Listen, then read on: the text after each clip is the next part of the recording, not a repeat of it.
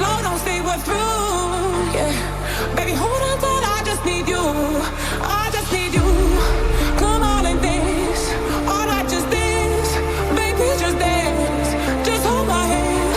All right, let's go. No rushing, no. Right to the floor. Give me some more, more, more, more, more, more. Give me some more, more, more, more, more, more. Give me some more.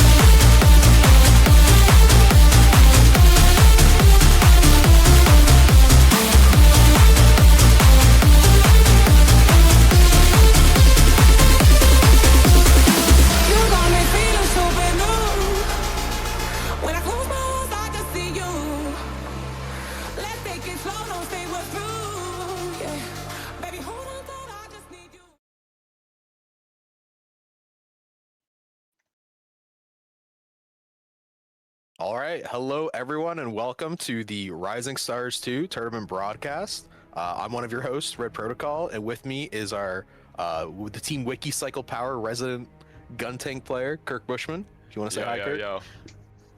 What's up, viewers? And, we have some good matches going on today. I believe first we're going to be watching GM Geeks versus the Second Coming of Goo Gang. So we're going to see our lower bracket semifinals, and I think that's going to be a pretty exciting match. And then later on today, we have our upper bracket finals with Serenity and the Principality of Ziyuan. So, anyway, looking at these rosters, it's going to be a pretty exciting game versus GM Geeks and the Second Coming of Goo Gang. Some notable names on these teams that you probably recognize from playing yourself. You have players like Iron Otaku, Shifool, Peridot, and Smeagol64 on GM Geeks.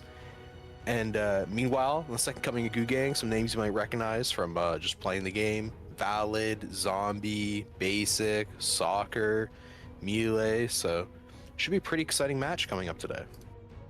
Yes, sir. Yes, sir. We got some good games for sure that are coming up soon. So do not leave. Don't miss out, because this shit will get hot. Yeah, one of the players I want to highlight on the Second Coming of Goo Gang, Soccer, plays a lot of different stuff. If he whips out the Susanoo, I'm scared. I'm terrified. Honestly, I could see Susan being a deadly combo. Not gonna lie, with the way they've been playing so far, I could see it being pretty good. I'm not gonna lie, Red. You know any notable other players with some suits you might want to talk about? Melee may whip out the good old Marasai from way back. I think that's something that's always kind of scary. Hey, he is pretty known for some Marasai. If anybody knows about that one message he said, don't play with him. Meanwhile, on GM Geeks, Iron Otaku and Shifool, I think even you recognize them. You play with them all the time. Iron Otaku with the Dom Trooper, Shifool playing Gundam probably. So some good standard suits over on the GM Geek side. Notably, I saw on the last Rising Star tournament broadcast, GM Geeks are running the Zaku Melee on some maps I was not prepared for. So I'm hoping to see some Zaku Melee gameplay. That should be fun. That would be good. There has been some sleeper comps come out in some maps. But we'll see how it goes. Do we have the map bans by any chance? I don't know. Kind of interested to see what the maps are gonna go like for these matches. Not gonna lie. See if there's some sleeper comps pull up. Ooh, and we do have the map bans. Okay. Colony for the first, Mountain, and then Quarry. Okay. Some common maps, but I can see some stuff being pretty good. Not gonna lie, Colony being a big Ashamar Zeta map, Mountain, classic domination map, and then you got Quarry for the final. see this being Yeah, I think good, it's a I'm not pretty gonna lie. interesting list of maps.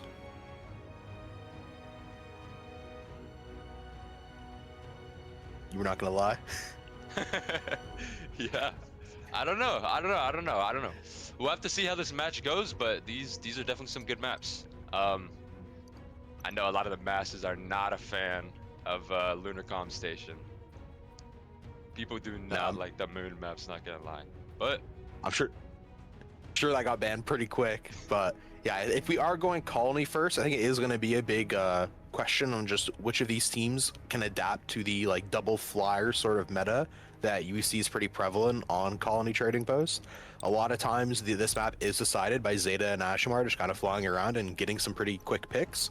So I think it's going to be just dependent on which of these teams can actually play both of those suits in conjunction, and which team can kind of play it better. So, and then if we do get to Quarry as the tiebreaker, I think Quarry as like a third map is always like really fun, just because Quarry can be like so dominant sometimes. that is true. That is Like true. a lot of times, Quarry will just end with like no plants for both teams because of just how dominant defense is for that first point. Sure. It can definitely be a one-sided map, honestly, Red. Like I can see you can completely first hold first point, or you can go all the way to 2 with like 100 minutes left. It's definitely such a one-sided map, and whichever team can take control of that will definitely be the decider of the win if we go to that map 3. Yeah, but going back to our map 2, Mountain R&D, probably one of the most iconic maps in the game. Every single player, I mean, if you've played customs for the last little while, you've probably seen how often Mountain R&D is just selected as the map because people love it. Yeah. So I think every single player is going to have a lot of experience on Mountain R&D and know what they want to do. So I think that's going to be an entertaining match no matter kind of what happens. For sure. It's such a common map too. Honestly, I wouldn't be surprised if we see some like unique comps out. Maybe like a Z2M, maybe like, you know, heavy melee comps, you know. So many people played Mountain. It's such a common map. Everybody already knows Mountain. I mean, what's not to know about it? So I could definitely see some crazy comps coming out, you know. I don't know, maybe we see some crazy stuff. Who knows? Maybe like some Exia, some Z2M, some Methis. I know you are a Methis enjoyer. I don't know. Oh, hopefully I would and Z2M. Hey, That's I what would we're love, looking for. I would love to see some sleeper gun tank, bro. But who knows? Maybe there's some sleeper gun tank players in these comps, but who knows? We'll have to see for the match. I think the gun tank players are always lurking around. Like everyone has a little hidden inner gun tank player inside of them. So For sure, for sure. Hey, I don't know. Z2M's been getting kind of popular though. I can't lie. Some I mean, people and wanna play Z2M is, especially on these not bomb maps, but on these control point maps or domination maps, Z2M can actually provide a lot of value by just being able to stand yeah. on point and deny time for the other team. And I mean, we've seen some crazy stalls on maps like Missile Base, for example, where Z2M just comes out and, you know, for 3 whole seconds, there's just nothing the other team can do. That's buying time for respawns in your team, buying time to build ult charge, and also if they are shooting you and you're building rage as Z2M, you can be pretty deadly. Oh yeah, for sure, for sure. In a similar vein to that, we've also seen the dominance of Zeta Gundam on some of these maps. Like going back to our first map, Colony Trading Post, if Zeta can build rage and kind of not be dealt with early on, it can just be a complete menace to players running around on the roof of the bomb site, especially. Especially if you have like a double flyer centric comp where Zeta can just fly around, not contested by an enemy Ash. You know, if your team has an Ash as well, and you have like a lot of those aggressive players on your team that can take areas, Zeta can just walk around and do whatever he wants. Especially if you have an Ash, that like double flyer combo is actually so OP. Yeah, absolutely. And then on Mountain, honestly, there's so much different stuff like you can play on that map. Like we could see totally different comps, and it wouldn't be very shocking. That I think almost every student in the game has seen play on Mountain R&D at some point in time in competition. We've seen Turne, Zaku Mile, Sasanowo, Zeta, Ash, Pale. I think literally every suit actually going down the list. So Yeah, 100%. Yeah, that map is, I don't know, it's such a like basic map. You can kind of mold it to whatever you want. You can run some crazy melee comps, double flyers, no flyers at all, no melees, just basic brawl. I don't know. Yeah, you can really do anything on that map. It's a very versatile map. It's just like a basic simple map that lets you kind of do any comp you want with your team, and we'll definitely see that in the match. And meanwhile, on Quarry, I think the biggest like battle we're gonna see between teams is the Barb battle, because Quarry can be like hard carried by your Barb player. They can make that first push just feel impossible. So I think it's gonna be a big question mark if we go to Quarry on can both teams play Barb and who can play the better Barb. So Shoot, I've seen. Hey, maybe I'm wrong, but maybe I've seen some good Susan gameplay. I've seen some pretty good Susan gameplay on Quarry. I feel like it could be a really good map. It's a little odd to play, but holding on defense, just wrapping around on Susan is pretty good. I don't know, there's some pretty good units you can play on Quarry. You got some Marsai, Susan, Barb, of course. But we'll see how it goes. yeah. In the meantime, we're hopping into colony trading posts now. Players are loading in, so we're gonna see what suits. After all the speculation, we're gonna see what suits are being selected.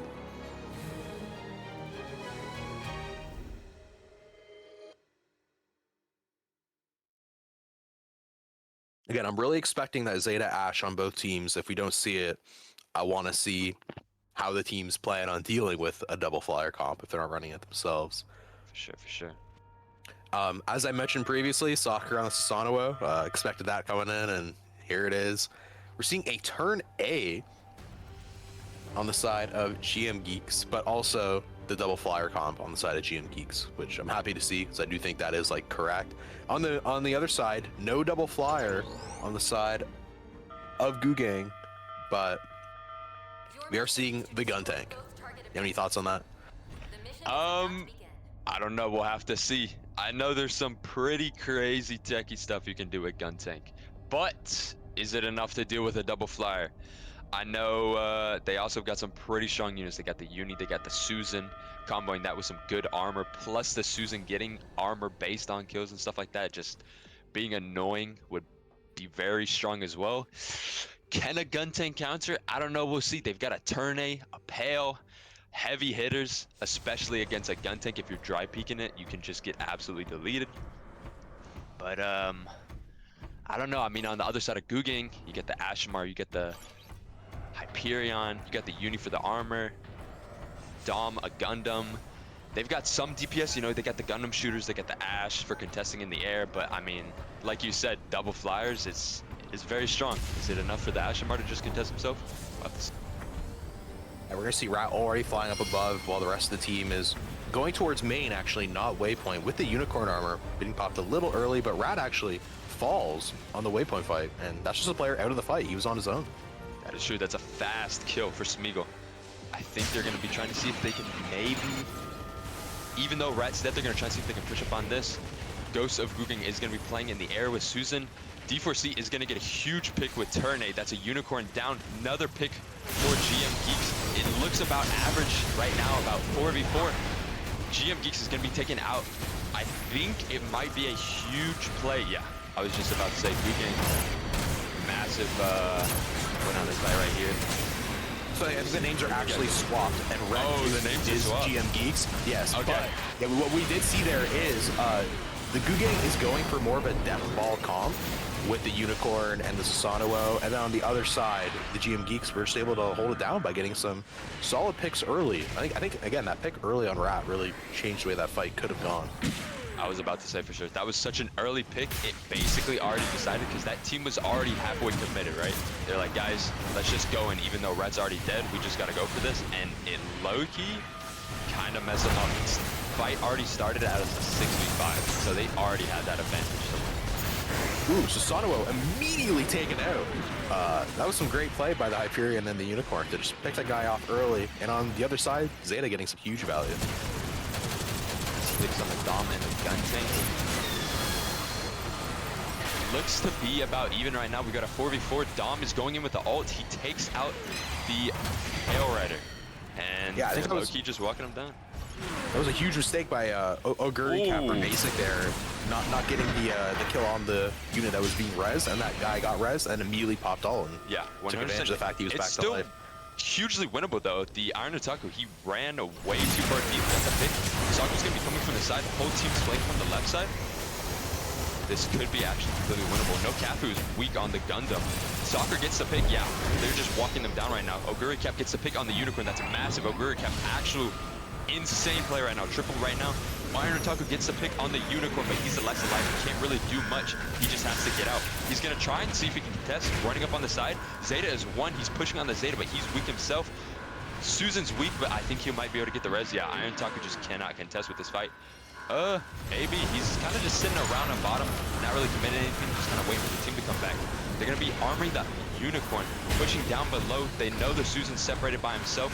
Smeagol is one shot though, goes to the Gu Gang, he's going to get the pick, and then Iron Otaku is going to go down as well. It's about a 5v3 right now. Guntank gets the pick on the, Guntank gets the res on the Ashimar. Soccer is one, but by this time, Gu Gang already has ults. You said the names were swapped, right? Yeah, the names are a little swapped there, but I think that was a crazy fight. We saw a lot of alt pops, Susan, Unicorn, but the fight overall went the way of Gu Gang, and we're seeing GM Geeks kind of fall back and accept that this point is lost, but not before it confirmed goes down. This might actually be huge stagger potential. Soccer gets a massive pick on the Unicorn. Brad's going in. He looks like he's going to be popping the ult. That's a 3-man ult. Dom Trooper down. A massive ult for them to push on that huge stagger potential. They could honestly go all the way to the point. Yeah, I mean, losing waypoint that fast is a disaster for GM Geeks. They really have to hold the line here if they want to keep this game in check. GM Geeks has 3 ults online. They're close to the Unicorn. They have the Hyperion. They have the Ashimar. Their gun tank is dead. Gu Gang has a pale, but all econ-wise, they're definitely in the negative right now, but they have the advantage of players. And they have the advantage of time, too. They could spend some time just kind of not using their ults, trying to bait out the ults from GM Geeks. We'll see if they try to do that. They're going for the plant right here, and there's one ult out from GM Geeks. And the plant still goes down. But Perry's getting on the bomb very quickly, so trying to deny that plant, and it is defused. They do pop Domo, and they're going for the waypoint cap to deny these respawns, and they got there in time. So that's 3 people who are going to be respawning at the OG spawn. So waypoint should be retook by GM Geeks here. 100% a good play, I would say. I mean, they got snowballed on that second choke right after first point got taken, so them popping that Domo to try and recoup the losses of that fast snowball play that they had to try and get that relay back is definitely a good play. I would say to get that reset going, you know what I mean? Because you don't want to keep snowballing after that first point. No, I do think, though, Gu Gang's done a pretty good job here of getting past the initial choke, but then not pursuing the fight until their whole team is back. And I mean, it looks like GM Geeks are just kind of giving up the actual waypoint itself, falling back to the next choke. They've lost a lot of area control. They're going to try and see if they can play back. They have quite a bit of ults. They have the Susan. We have D4C with the turn A, Oguri Cap and the Tail Rider, and they're coming close to the Zeta ult. They're going to be playing a lot aggressive with this huge ults out of Ashimar. Massive 4K ult. Smeagol kills himself, so probably even a 7K, I guess? Yeah, 7K for Smeagol. He just solo won that team fight. That was fantastic all by. Massive I think he got out of Smeagol. 4 or 5 with the punch. And really smart play. I think they baited them into kind of letting them think they could take relay. You know, the enemy team thought, guys, they're backing off. Let's push on this. We got the relay. Let's push this choke. They back off, play that corner, wait for their team, get the calls that they're going to be pushing back a little bit, and then boom, Smeagol goes in for the huge, massive 6K ult, and then himself down, so 7-0, I guess you could say. Ooh, we're seeing Susato ult, Pale ult being popped. In response, Hyperion ult comes in. Pop Hyperion. The Zeta. Ooh, that Unicorn ult getting huge value. Little line up there. A lot of ults coming out of Gu Gang. Ult's coming out from both sides, but it does look like it's a pretty close fight on point. The Zeta ult to secure the waypoint for Gu Gang. We're going to see GM Geeks back up here. It was a close fight. They almost had it, but it was a lot of ults. Both towards the bottom now. Yeah, for sure. Both teams popped a huge amount of ults. We saw the Zeta, we saw the Ashimar. Soccer swapped off Susan after he popped the swap back to with the bar. We saw Guri kept on the hill. Both teams huge ult econ down. So we'll have to see. But in terms of ults so far, GM Geeks they have 2 ults right now. They have a Dom, they have a Uni. A lot for contest. We're gonna see the D4C popping the turn A, trying to block that area control on B. And Oh, never mind. Goes to Google. Might be able to get the bottom plants. That is crazy. With the limited time they had, they waited till the turn A was ult. Or the turn A was able to take out area control, and then they went for the B, but it's just going to be easy defuse, yeah. It was already kind of a straggling team to try and plant that bomb. They didn't really have much people left, and they were able to just take it out completely and defuse. Yeah, I think there was a bit of a desperation plant there from GUNDAM where they planted at A on top, and I think that kind of just led to some players getting killed. And then because there was so little time left, they were in overtime, they went and planted at B, but again, there just wasn't enough of the team remaining to actually defend those plants. So notably, 0% game on point 1, so there's a real chance for GM Geeks to come in with their own attack and take this map. We're getting the scoreboard up now. Some notable stats is Hafu on the Gundam, top damage in the lobby. Iro Otaku just slightly behind him with the Dom Trooper. That's for sure. And then on the enemy team, top damage, Rat going crazy with 21k damage. And then second and third, you've got D4C going really good on that turn A, and then you got Oguri Cap just right behind them on the Pale Rider. Also, I saw on a split second, W background management for swapping the team names. I saw it swap. So, or colors. W you know staff. W, yeah, management. W staff. W side 7 staff, W management. Again, I am curious now. We are moving to this first point, and while this first point does usually get taken, I do think the lack of Zeta on the side of GM Geeks could make this a bit of a struggle. I want to see how they actually plan on taking this point with the kind of lack of air control they're going to have.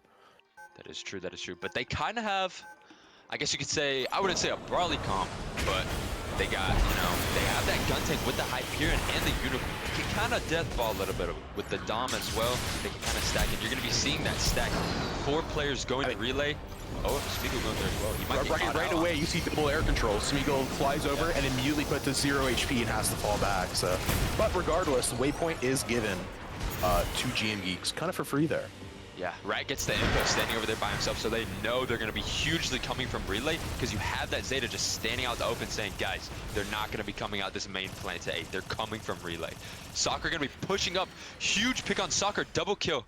That's actually massive. Dom and the Unicorn, their entire support lifeline team is basically taken out on that, and they don't even really have to commit on this fight. They're able to just take control, stay on where they're at on A. They can just single out the people, they take out the gun tank, and then from there, they just, guys, let's just reset. They know they're going to be coming from relay. It's just going to be another copy and paste kind of fight area. Yeah, Soccer. We're going to see the strength of Soccer here on the Sanobo. They can't just all go down one path together, or Sanobo's going to eat them alive. Oh yeah, he's just going to follow him. He's looking to be a little aggressive right here. Hyperion standing close. They get the pick on Hyperion. He was kind of too focused on, who to look at, what to look at. He kind of gets singled out by that Zeta. Gun going down below. He's going to be looking for some sneaky plays, but he's getting absolutely caught up by the Susan. Susan knows, hey, I hear this loud attractor ass motherfucker, bro. Yo. So they just take him out, and that's going to be another, I don't know, they're just kind of... Yeah, they're staying in when they're already down players, and they're trying to get, like, sneaky plants and stuff, but these kind of plays don't really matter, because if the team's denying these plants, what they should be able to do, although notably, B almost does get I was about to say, yeah.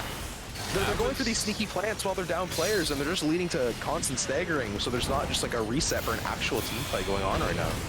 Yeah, the fight's going to be looking to go down on bottom, but both teams are already kind of suffering people. Peridot is going to get a pick on D4C. Rat takes the kill, and it's 2 kills on the side of GM Geeks, 3 kills now. Yeah, it's just total massacre. Ooh, the Uni-ult from I Cut for GUNDAM getting a lot of value once again. Nice, and yeah. This defense is looking strong. Very, very strong. Because, like we said, they have that Ashmar, they have that Zeta, they have that flight control. No matter if Smeagol tries to contest, he just can't do anything because it's a 2v1 always, especially fighting a Zeta with shield. The Ash can just do whatever he wants, Zeta can do what he wants. It's a very deadly combo. And so they're trying to go bottom, but they can't really do anything on bottom. They fight bottom. If they want to go outside, they just get taken by the Ashmar Zeta. It's a very complicated fight. that Gugang is trying to do with. So we'll see how it goes in this next 1 minute and 40 seconds. I see Smeagol flying up in the air. He can't really contest that much. They're going to be trying to take this way bridge again, but they're just getting stuffed by the Susan, the Ashimar, the Zeta. They have this strong defense here. Oguricap just railing them down with Pale Rider. Rat gets a pick on Iron Taco, and they might actually play aggressive on this. Yeah, it looks They like have a Soccer pick. does want to go in and want to fight for point, but the flail does push him back, and it does look like GM Geeks are gonna be able to hold the waypoint at least. But yeah, they're really getting stuffed here. They're just taking so much spam when they're trying to group for these pushes, and then when they do actually group and get uni armor, Soccer takes it all away with like a single ability. Notably popping Dom ult, Unicorn ult to try and break through this point, but a Zeta ult comes in response. Ooh. Soccer takes out the Unicorn ult. That's a massive Zeta ult, even though it only got one Hyperion shield gets taken out, and he's pretty weak as well. Gun tank down and Hyperion all one shot. They're all kind of lost. Oguricap popping the ult to kind of defend a bit. No, Cafu is one shot. He can't really do anything. He's just kind of wasting time out here. Again, like you said, they're just kind of staggering. They have the ults to try and make the plays, but the counterplay is just too strong on the side of GM Geeks. You know, they pop that Dom, you see the Zeta counter coming. They rush in, you see the Susan counter coming. They can't really do much, and you can see it in their plays. They're playing a lot of panicky stuff. They're trying to late game go for plants, trying to go for stuff because they can't take this direct fight because GM Geeks just has such a strong defense to counter anything they're doing right now. We have 5 seconds left. They'll have to move. We see Hyperion, they're just kind of getting staggered. Yeah, it's not even really wasn't even one plant. No, not even a single plant for the side of GM Geeks there, unfortunately. I think we just saw the strength of Double Flyer on Colony. The reality is with this map, a lot of these paths are pretty like condensed, and you need to create other paths. The air is that other path, and if the other team just has total air control, then there's nothing you can really do for these pushes. Like, it's not Smeagol's fault that he was denied the air control the entire time. It's just you're up against Zeta and Ash. There's nothing you can do. You're gonna get denied every single time you fly. That's true. Yeah, there's nothing else to say. It was just absolute class defense from GM Geeks on the side. I mean, yeah, like gang holding it down there. Oh, bro, the color things, it's messing me up, bro.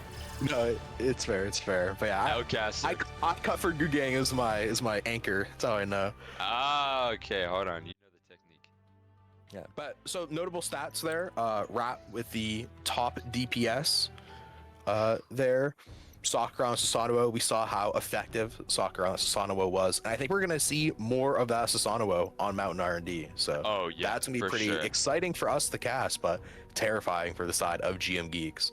100%. Yeah, that Susan was actually just messing through the defense, regardless if they had the Dom ult. The gun tank, as much as I am a gun tank enthusiast, I don't know if it's, you know, I wouldn't say it's the right thing against this comp, especially since they have 2 flyers. Gun tank can't do anything against that, and the few people you are fighting are just 1,000 health plus monsters, right? Dom, Uni doesn't have the health, but the armor that can just absolutely make Susan like a 10 million health unit gets the kill, and then has Dom armor, Uni health. It's just low-key unstoppable, especially if you're a gun tank. Not much you can do. Yeah, I think the strength of Gun Tank is getting a lot of poke on a lot of units pretty quickly, and then being able to single out one unit with his charge and rockets and kind of take them out. But I think Uni Armor does a lot to kind of deny that value, because Uni Armor makes the targets too high HP for the poke to really matter, and he also denies the one-shot sort of combo that Gun Tank can do. Notably also, I don't think we ever saw any Core Pilot, I think it's called Core Pilot value, the big ult. I think it got shot down every time, unfortunately. I think that's what happens when you're playing against a team that just has a lot of units that are hit scan. 100%, especially when you don't really have any, I would say, characters to really contest those flyers. You know, I know you are a avid New Gundam enjoyer, and I know that you know New Gundam is very strong against Zeta. Yeah, one thing you can do if you don't want to run the double flyer, what the other team is playing units that deal with the double flyer. And one of the big notable ones you just brought up is New Gundam. He has a lot of HP, a hit scan weapon, and he just does a good job of just peppering those units while they're in the air. I remember back in live service being dominated by a Japanese team my first time playing against them because they were running new Gundam on opposite height, Mountain R&D, and I was flying around on Ash, and I just couldn't deal with the fact that there's a new Gundam looking in the air for me every time I flew. So that's a notable counter to some of the flyers we could have seen come out. Notably also, Colony came out with new Gundam, so I think it was a map they initially intended new Gundam to be played on. So that could have been a swap they could have tried, and it could be a swap they try on Mountain. It's going to depend on the team comps we see. I was just about to say, because they had a good attack, or they had a good defense. It was pretty, I would say, there was push and pull, good attack, good defense. Yeah, well, but overall, after that first round, it was just absolute full lockdown castle defense. So they might come out with a different comp, you know what I mean? They might be thinking, guys, we kind of got full health. Let's see if we can come up with a different comp, because it's Mountain. It's not the same to Colony at all, but the flyers on that map are still insanely prevalent, insanely strong, especially if you're still running that Ash Zeta. So they might 100% group together and be like, guys, you know, they kind of full held us with that Ash Zeta. Let's see if we can do something different for this Mountain, because there's probably a high chance they're gonna run that. All right, we just got a note from production. We're gonna have to do a quick restart of the broadcast. We will be right back. We're just fixing an output issue, so stay tuned, and we'll be back with Mountain R&D. Do not leave.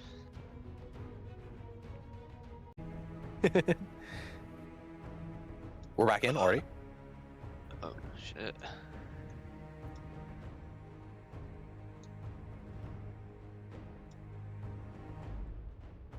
Damn, that was lucky fast. I'm not gonna lie, bro. I had to refresh my I believe stream. we're back. Yeah, already. Holy. Yeah. So once everything's back in order, Mountain R&D is going to begin. We've already talked about the comps quite a bit. Some players that I just want to point out from that last game: Soccer on the Susanoo. There's iCut for Gugang and Ghost of Gugang. Ghost was on that Zeta, and although the DPS wasn't crazy, we did see the value of just the Zeta flying around. So some good play by the two of them. iCut for Gugang was on that Unicorn, and I think every time Unicorn popped ult, if they didn't ult in response, he got like 2. It was pretty crazy. Oh yeah, and for sure, we could see some Unicorn on Mountain, 100%. Yeah, 100%. If you're going up the middle side, which have those long, kind of winded, I guess you could say, ramps. I don't know what it's called. You know what I'm talking about when you go up that height, like on the platforms. I could see huge amounts of damage from Unicorn. I mean, even the people that didn't do a lot of damage, just the area control they were giving on their team was very strong. Like you said, the Zeta, even though he didn't have like a huge amount of damage, just that area deny control was so strong.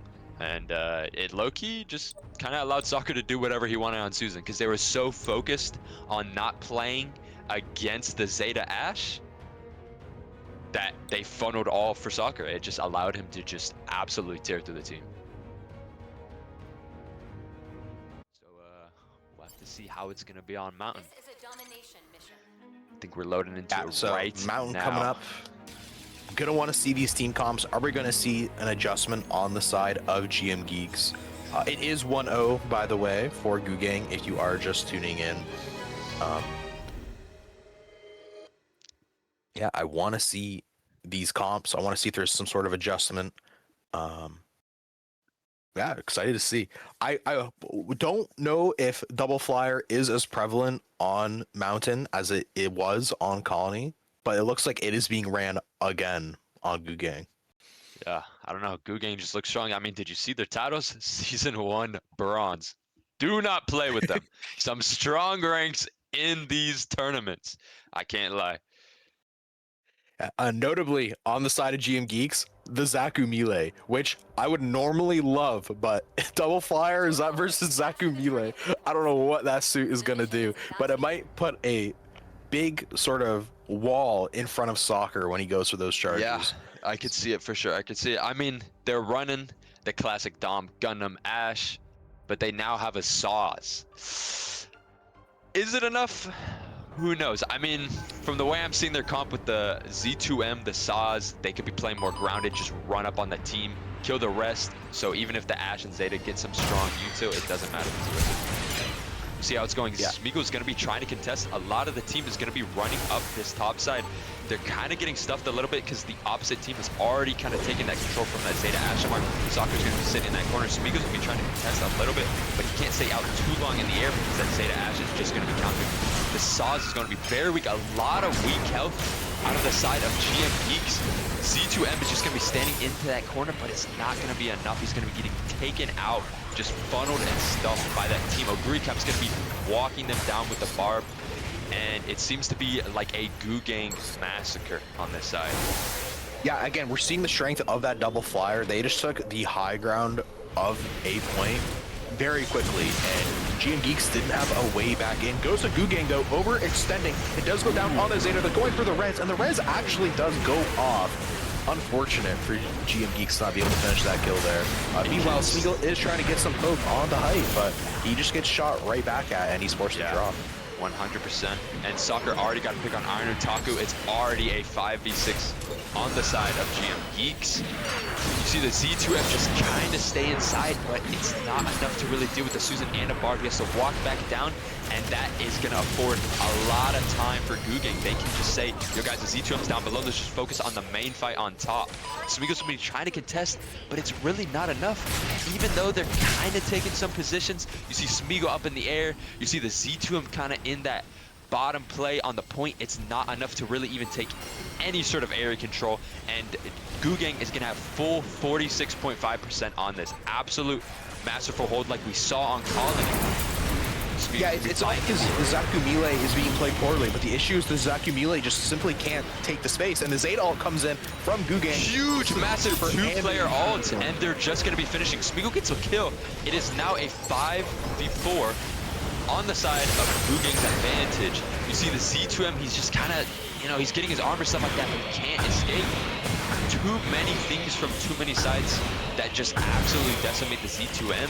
And you get the Ashamar shooting, you get the Zeta shooting, you get the Susan slow, you get the Pale, you got the Barb, like just everything that can just take out a Z2M. He walks in, gets his armor, but he doesn't do much with it. They try to throw the GUNDAM ult, but it's just absolutely denied. A lot of this area control is just absolutely stuffing out GM Geeks here, and they have no counterplay for this. The Saz is trying to walk up, but again, look at him. He walks up, just gets decimated. Ghosts of Goo Gang and iCut for Goo Gang are just going to be taking out the rest of the team. You see the Z2M trying to get some picks. The enemy, it's just not possible. It's just absolutely they use their ults, and they do get point control eventually, but they use a lot of ults for just 11% of point. Yeah. Doesn't really change the flow of the game, and this is probably, or this could be the last point if Goo Gang does take control. And a nice pick from the Barb to start this next fight. They're going to be missing that Sazvi when B opens up. That is a really good stagger, especially if you already look at it. I mean, still, they've just held this entire area control up top. And look at them, like they're hesitating to even push in. They have the whole top area control. Ooh, Ashamar with a huge ult, 3-player ult. I don't know if he's gonna be able to get the pick though. Oguricap goes in, snipes out the Unicorn. The Ashamar is gonna get out Oguricap with a double kill right now. Soccer is kind of situated himself in a bad position. He gets taken out. It is now a 4v3 on the side of the GM Geeks against Goo Gang. No Cafu going for the pick on the Pale. Pale is taken out. But again, it's just an absolutely remaster class of a recovery from Goo Gang. Ash going into the ult. Oh shit, we saw a lot of ults used there, but they came back. They respawns are coming in, but Goo Gang is able to respawn as well, and the picks just keep going their way. Kafu the last alive, and there's not much he can do. Yeah. That's the round for Goo Gang. It's just a masterful defense. I did not know Goo Gang had it in them, honestly. Like, it looked like a good attack when it came to Colony, but that defense, it's just looked like it's snowballing. Honestly, we saw huge, massive defense on that Colony, and now massive one-sided plays on a mountain. That was like, what, 100 to like 11%, 18%? Yeah, it was something like that. I think it was 11%. Again, not to hamper on the same thing over and over, but I just do think that the comps right now, there's a gap. For sure. The double flyers just aren't being contested nearly enough by GM Geeks. I would love to see some sort of swap to try and deal with this double flyer comp coming out. And then we just see that some picks are kind of going Gugang's way when they need to. They were able to take control of B very early, and when they kind of had B before all of GM Geeks even respawned, it made that push so tough. We also saw a really great ult usage by Gugang there, that they kind of comboed 3 ults at the start of that B point fight there. Dom Trooper into a barball, and with an Ash Punch just to kind of clean up. But notably, the next round is starting. We're not seeing any swaps, so GM Geeks trusting their comp, and Soccer immediately kills everyone. Gosh, that is a massive slice. They took that opposite height control with the Zeta and the Ash, and Soccer is just, like I said, able to just walk them down. Goes in for a massive slice. That is like, that is so much damage, and they just finish it off with the Pale. Soccer going absolutely insane. Goes to Gugang to get some info, knowing that they're going to be coming from mid. They're going to have a single person going height. Opposite, but he can't contest at all. Ashamar and Zeta just run them down, and it's already a 6v5 on the side of GM Geeks. Gugang is just going to be taking this advantage. You see Oguri, Cap, and Soccer playing crazy aggressive. They know they have this player advantage that Ashamar can't do anything. And the Unicorn does overextend there from Gugang and does go down, so a pick return, but Pale Rider gets the Hyperion in response. Irotaku and the Zaku Melee June do take bottom control and get a pick. So some players down for Gugang, but this point is still on Gugang's side, and they're getting all the points. GM Geeks do come in though, and to take the point back. So now the point's going for GM Geeks. Some good percentage potential here. But can they hold it though? 17 seconds left. You see I cut for Gugang standing up on the height. He's trying to fight Soccer coming up to the top. A lot of them, I think they're just giving the height. They're gonna say, guys, it's B. Let's try and retake B. Let's see if we can already hold that advantage for the next fight. Yeah, I do think B is where GM Geeks do have the best shot, even though we didn't see it last round. I think that Zaku Melee can really shine on this point, but they have to take control early. If they let Gugang set up all over B, it's going to be hard for them to get in, and we do see Iron Otaku go down on C height. Yeah, that's a massive pick, especially since, what, 15 seconds left. Deep receive down as well. On No Cafu's side, it looks to be about an even. Oguri Cap gets the res, never mind. Rat is down. It looks to be on the side of GM Geeks, but can they capitalize on this? The Iron Otaku is back. They're going to be trying to contest this height side a little bit. Gundam is weak. He's going to be going back for a health pad. Defense is going to be taking down. The fight's about to happen right now. Yeah, a little late on this fight start. You're all good. A little late on this fight start, but overall they do come in and take that point from Gugang pretty quickly. Notably, the Gundam ult was the only ult used there, so we're seeing a lot of ults coming up for the side of GM Geeks. I think they're going to be able to hold on to this B point. I think the fight's about to start right now. 30 seconds left. They know they still have a lot of time on side of Gugang. Soccer, D4C, they're going to be popping. D4C is going to be popping that He's trying to contest that height. Smeagol and them aren't going to give it. They're all going to drop down. This fight's about to go all out right now. Massive 3-player kills on the side of Gugang. 4-player kills. D4C just shredding everyone with the Pale. You see the Unicorn trying to contest. Gets the 1 pick on the Barb, but it's just not enough. They just drop down and wipe the floor of GM Geeks. That Pale Rider just with the Unicorn combo is just too strong. Yeah, we did see some good ult usage there from Gugang to get that retake, but notably the Zaku Melee stalled for quite a bit of time on point, and the percentages are pretty equal. So this C fight is really going to be where we see the turning point of this map. 100%. The fight's already starting here. Dom ult being used by Iron Otaku takes out Soccer immediately, and he's going for D4C. It's a massive play. Iron Otaku going for this aggressive pick if he can get that Pale Rider, but Oguri Cap and the rest of Gugang are just wiping their team from above. Iron Otaku might have gotten tunnel vision looking down below. Wait, but this fight is still not over. No Cafu and the Z2M getting picks down below, and they're just walking them down. This might... it's looking kind of close. Soccer coming in with the ult, though. Z2M taken out. Oh, actually, never mind. He's still alive. Bro is still alive right now. Never mind, Z2M out, but they are able to recover this. It looked like it was the fight on side of GM Geeks, but then you were kind of seeing a clawback from Gugang, but then they close it out. GM Geeks get the percent. And if you look at the scoreboard, I mean, looking from the previous fight and this fight, it's close even. And that previous fight was 1-0, but it's still not over. There's still a lot of fight left. We see Z2M get that finishing pick. No Kappa gets the pick. Soccer gets the pick. A lot of fights going down right now. DPC and Soccer, they have the advantage. It's looking to be about a 5v4 right now. It's close on both sides. But Gugang is getting that area control advantage, and they're gonna just just kind of walking them down. It seems to be like an all-out brawl, honestly, from your side, Red. What are you thinking about it so far? Yeah, GUNDAM do a good job of getting that point in the end, but overall the percentage did go the way of GM Geeks. They kind of took the initial control there of that point. I think once they're on the point, it's hard to get them off, because they are running these double flyers that aren't as tanky as some of the other units you could be running instead. But we are going on the B point here, and the fight is starting early. They're trying to deny this space, and that's 2 picks for GUNDAM, but GM Geeks do get one in response, and this is just an entire brawl. Hyperion being launched, but stuck on a wall at B, but it's going in, and it's not able to catch anything, and the Hyperion falls. Honestly, I'm going to be honest, because that fight, I think it's still contestable. We're seeing a lot of stuff right now. Smeagol trying to get the res, but the fight with Oguricap gets a huge triple stun. Massive plays out of Oguricap with the Unicorn being able to contest. Z2M is going to try and hold this point, but he has to back off. That Hyperion ult that didn't really get anything and ran in for the aggressive play. Honestly, that might have given them that round. He got picked off that, and because of that, GUNDAM said, guys, we have this Hyperion. Let's see if we can go for a recontest.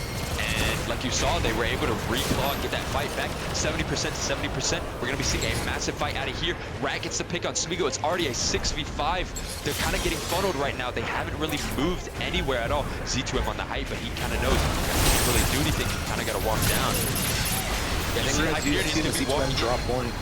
I heard see the drop point to try and deny the timing, but GUNDAM, the picks keep going for them. Iron Otaku does try to break through with that Dom Trooper ult, but it's just him, Kapu, and Smeagol to try and take this point back. Soccer gets a kill on confirm. The Ash Punch comes out. You do see Smeagol go down, though. Iron Otaku, the only one left for GM Geeks, on point. Kapu does join in response, but it's a 4v2 on point. We are seeing respawns come in, and a little bit of a C9. And that's the game for GUNDAM. GG's all around on both sides. Both played really well, but like we said, this defense from GUNDAM is just too strong, right? That Zeta Ash, strong combo. And then when you have this brawler side on B, it was looking pretty good for GM Geeks. You know, you have that C2M, you had the Dom, you had the Gundam, but it wasn't enough. Oguricap on the Barb is just able to snuff them out with the combo of the Unicorn and the Pale Rider. What can you do when they have such a prevalent combo, especially Rat? Massive damage, 33,000.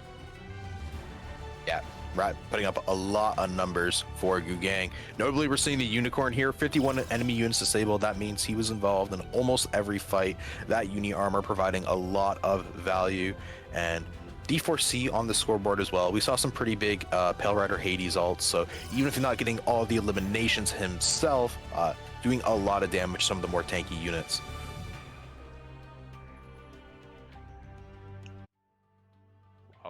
We're typing in all caps, clear the lobby. Serious about this, do not play with them. Don't play with them. Yeah, don't play with them. So, sucks we didn't get to see a quarry. It was a massive 2-0, best of 3 on the side of GUNDAM. They're looking pretty strong. Yeah, GUNDAM looking scary. I didn't expect that out of them. I didn't expect it to be as one-sided as it ended up being. I think that Principality, Z1, and Serenity, they really want to win that upper bracket match. I don't think they want to play GUNDAM. I wouldn't want to play GUNDAM. They look terrifying. Yeah, I could see this being a really strong matchup. I'm going to be honest with you. Serenity versus GUNDAM could be a massive... It could be a massive fight. Yeah, but we are going to see first here our upper bracket final, Serenity versus the Principality of Z1.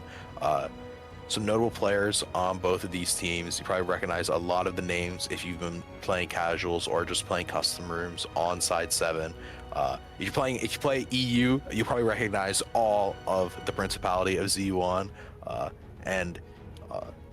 We have players like Sandow, Jimmy Jazz, Oi Oi, some of the big names on that team. Meanwhile, though, on Serenity, I think almost every player on that team is a big name.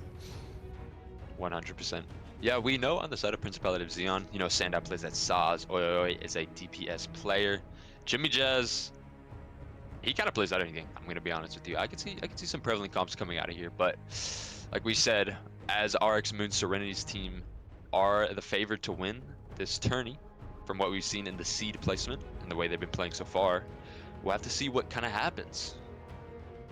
Yeah, notably for our previous tournament, Serenity did qualify to the Legends tournament through the Rising Stars bracket, so I think they are coming in as the favorites. But Principality Z1, I think this is the deepest we've seen them in the bracket, and hey, upsets happen all the time in this game, so anything could happen. 100%. Yeah, there's upsets in any tourney. We'll have to see how it goes.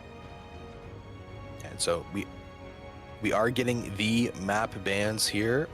Looks like we're gonna see some Ironworks, Missile Base, and Thermal Plant. Some unique maps. This looks like a heavy brawl-sided map choice. You know, you got Ironworks, which is basically mountain thermal kind of maps. Missile Base is a strong snowball map. If you have a strong team that can attack and defense, it's basically 1-0 on that map. And then we have Thermal, which is just another domination map. Seems to me like they're going to be running a lot of Death Volley, very aggressive team plays with these map choices. Yeah, I mean, we have some notable kind of like, not one tricks, but people who are specialists in certain suits on certain maps. So for Ironworks, for example, gonna want to see some different suits pulled out there. I could even see like a Turn A or a Z2M on Ironworks. And on the other side, Thermal Plants, I think we could definitely see a Z2M on Thermal Plant. In fact, I expect it. And then Missile Base, I don't know if either of these teams have it, but we could definitely see some Mahiru in play. Yeah, Mahiru's a very strong character in some certain maps. We know Quarry's good for Mahiru. Missile Base is very good for Mahiru. A lot of these like corners where you don't even have to peek and you can just lay down fire on these corners to just constantly stagger and just pepper time basically. Yeah, 100%. So Missile Base is that third map, so that's something we can potentially see on that third map, but I'm not 100% sure if it's Thermal or Ironworks first, but either way, we are going to be getting a domination map for this first point. I'm getting word from staff, it's Thermal. Thermal is going to be our first map, so I'm ready for the J-Kit Z2M on the side of Serenity. I am too. I am a massive fan of Thermal. It's probably close or second best in my favorite maps, and if we're seeing J-Kit on there, 100% is going to be a Zaku Melee masterclass. I cannot wait to see this matchup. Yeah, some notable other suits we're going to want to see on Thermal Plant. I'm looking for some Ashamar, Zaku 2 ranged, potentially a healer suit like Unicorn, and then Dom Trooper, of course, which is you're going to run on every map. We are seeing the unified banners from the side of both teams. We have the Zaku Melee banner from Serenity and the Gun Tank banner from the Principality of Z1. Sadly, Oi Oi Oi was not a GGGP champion. The rest of his team was. Maybe he got picked up early. Maybe he got picked up a little bit late. Pretty got dropped, actually. Yeah, the previous teammate got dropped with the GGGP champion. This is a new up-and-coming talent in the scene. Yeah. We are just waiting for all these players to load in. Hopefully all of Principality does get in here. Looks like we're missing one still. Looking at the team comps, though, we are going to see a Turn A and Z2M on the side of Serenity. And a player I didn't make mention of earlier, but I should have, Johnny Fire, a monster on that Methus. But on the meantime, it looks like we are having a restart because a player did not load in on the Principality. Oh, Marsai, sorry, not Methus, Marsa. My bad, yeah. W Methus hook. For 20 seconds, Red, take it over. I gotta grab something real quick, and I will be back. Lcaster, hate me in the chat, but I gotta grab something really fast. Yeah, we are doing a restart here, so give us a little bit of time. We're gonna be remaking. We did have a crash. I mean, I guess on the broadcast you guys haven't seen anything anyway, so it's all good. I mean, we did get a sneak peek of some of these comps, so I can relay them to the broadcast here. Dom Trooper, seeing play. Zaku Melee, seeing play. Turn A, seeing play. Zaku ranged. So a lot of these standard Thermal Plant units you're kind of expecting. We're going to be in play here, but like I said, we are just doing a restart, so the match will be back momentarily.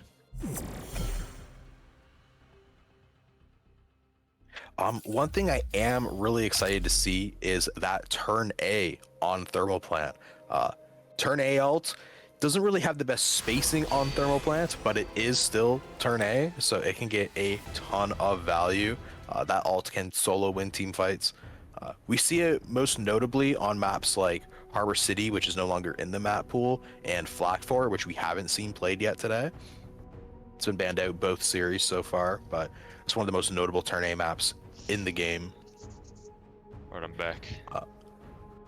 Had Welcome to acquire, back. Some food. We might have to do a mukbang stream. Turn Side 7 to a mukbang channel. And maybe we can put up a chat poll for that, see what they're saying. But in the meantime, players are rejoining the lobby to get this map started. Sorry for the delay.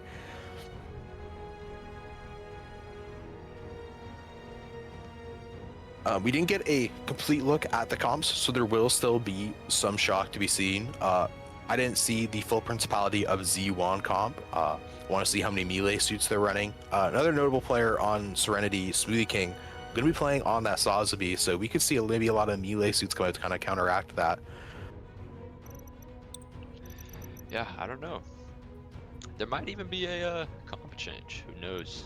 Maybe this map reset might make people double think on who they want to pick. Might be some different comps just because of that. Maybe it's all I know some people do that with some mental.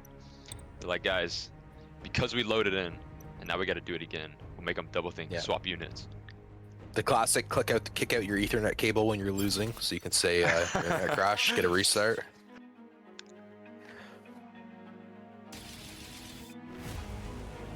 Yeah, oi, not a GGP champion. Unlucky. Rest in peace. Hey, he did grind season 5 for that bronze 3. Load. That's tough. I don't even know how you'd find games in bronze in season 5. That was good for him.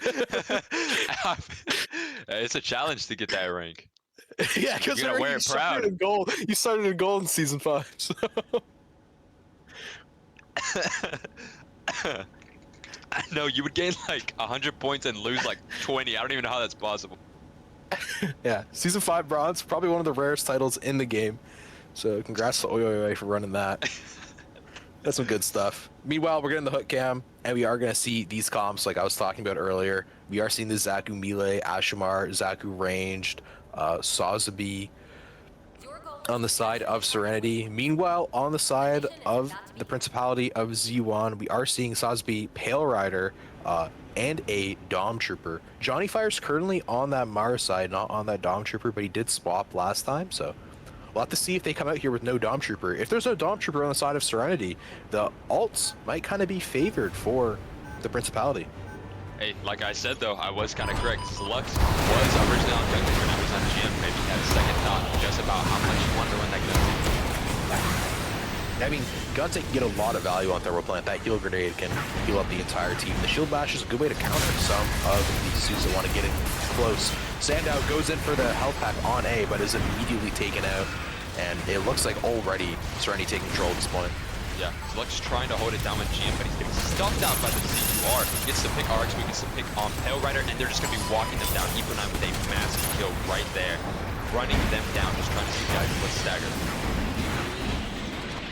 Yeah, some very quick kills for the side of Serenity. They're taking a lot of space here. Notably, they are already spreading out and going towards that B site to try and get some early picks and deny a retake from even happening. Zaro forced to fall back, though. Principality doing a good job of reclaiming that space to get ready for this push. 100%. And if you saw that original fight, if you were looking at the HUD, no one really lost health. I mean, we have Eco9 and Johnny Fire weak now, but in that original first fight, it was like total health impediment.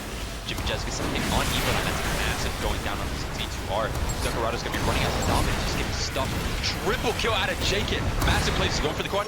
Massive quad by Jakit. Like I said, Z2M masterclass, especially with this comp. Yeah, do not play with Jakit. He will fight you. Yeah, going for that health pack on a site in that close range hallway, it's just a feeding ground for the Zaku melee, and we saw a ton of value there. Already starting to fight for that B point with the Zaku melee all coming in. Oh, he's going in with the ult. He sees the advantage. It's totally denied. He's getting 3. Fourth, and he go for the fourth. Get the fourth. Massive Zaku melee value. 4K Z2M. We saw on that first point, and then we see it on the ult. He saw that advantage. I know when he peeked that corner, he said, oh my gosh, I gotta pop this. 4 people. Do not play with Jakit, bro. He is a force to reckon. Yeah, and so notably though, those all popped pretty early, so point is only now opening again, and the team is respawned and back, but standout is hooked from Mars side and immediately taken out. A big ash punch from Taro to clean up the fight afterwards, but they only get one and do go down, but they do get res, so the fight is just handedly for Serenity. A little bit of a sneak cap there from Principality to get a few percentage points, but point going right back to Serenity. Yeah. Oh, we see the swap to Guntank out of his Lux. Serenity is just absolutely winning. And like, look at this whole econ. You've seen all them pop ults. You saw JK pop. You saw Ashamar pop ult. Look how much they're close to. You see Marsite getting close. Turn A getting really close as well. The Zaku at 70%. Saz, Smoothie already having his ult. Like, the econ difference is just night and day. Yeah, notably for the side of Z1, we are coming up on that Dom ult, and we already do have Hades, so they are probably waiting for that combo for this C site fight, but they are jumping in from B height to try and take this fight early. Sandow kind of on his ones in main, takes a lot of damage, but he does back out and get out. But the turn A ult comes out in response, takes out Jimmy Jazz and Sandow, going for more. Turn A ult getting a lot of value there, kind of denying the C fight before it even begins. 100% massive absolute turn out from the behind. Like, they didn't even pay attention. They came from the side, and because of that, Serenity already knew they're not coming from main. They're on this side. They're not even going to come from behind us. So you have that turn in just waiting and waiting and waiting on that right perfect opportunity to pop that. But as we can see, Zara's going to get a pick on the Unicorn. So far, it looks to me like a Serenity masterclass. Yeah, notably the Unicorn kind of went into point there because the team had fallen at the test, but Unicorn on point, just such an easy target, and he gets taken out. Big ult from Decorate to try and get this point back. The Dr. Bro getting a lot of value, but nobody's on point. He's finishing Smoothie King instead of getting on point, and that is the round for Serenity. Wow. Not gonna lie to you, Red. I feel like this could be a crazy matchup. Serenity versus Goo Gang. That one's gonna be good. That one's gonna be a pretty good cinema match. I'm not gonna lie. Both of those teams looking very strong, especially this team, like absolutely suffocating defense and offense. They're actually just walking down Xeon. Hey, don't count out Z1 yet. Hey. That was a rough round, but there is still more Thermal Plant to be played and more maps after this. Notable stats, Epo 9 running amok in the back line, 14,000 damage on the Z2R. Wow. You don't usually see Z2R topping the team on damage. Jimmy Jazz doing a lot on the side of Z1 though, maybe giving some hope for the team. That is true. Hey, it's never out until the game is done. I believe in a comeback, but from what we've seen this round, they're gonna have to do some stuff against that Zaku, that Z2M. Notable figures they're just destroying Xeon. Yeah, Z2M usually more of a tank suit, so to see it so high on the damage, it kind of shows how much value they're getting out of it, and I do think it's on Z1 to try and play around the fact that they are running that Z2M. I don't know if Guntank is the right response, you might feed him Rage on accident, but we're gonna have to see in this C point fight. Yeah, both teams running up this main ramp. Smoothie trying to take space. He's playing in this corner a little bit. Z2M already walking on point, just trying to hold that area. JK with a free pick already on Oyoy. That's a massive against a Pale. You see Lux trying to play Guntank right here, but that turning and Zaku range are just going to stuff him out. Smoothie King playing down aggressive. He's going to go back to the point. We see the Unicorn stand up a little bit, and they don't have the point, but they're coming. Yeah, I was just about to say, they stood on the point, saw guys, there's nobody here. Play a little bit aggressive, but Serenity faked them out by standing in the back and then just coming back at full force, taking that point back. Yeah, Serenity just kind of let them get that few early percentage, let them kind of walk on point with their squishy units like Unicorn, and then collapsed on the units on point and took them out. Took this point response, and I imagine they're going to get the rest of the percent of this round, but Principality is trying to come in and deny the rest of this point. But Oyoy immediately taken out by Epo 9. Yeah, that's a really bad pick, especially on Xeon's side. I would say your star player, Pale Rider, which is who does normally the most amount of damage, wanting to be up alive as much as possible. 10 seconds on the board, so it doesn't really mean much. They're going to be trying to go for these final picks to see if they can recoup their losses on B. Yeah, that is most of the percent going for Serenity, but notably, the Z1 are already on top of the B site. They took this early map control, so it's going to be on Serenity to retake this space. And it looks like Pillrider's going to go up and try and do that. But a lot of damage on the Zaro, forced to fall back. I think from Johnny Fire. Doesn't do enough though. Unicorn does go down, and the res is denied. And that's a pick for Serenity. They're trying to collapse with that pick. They're looking at the RX Moon.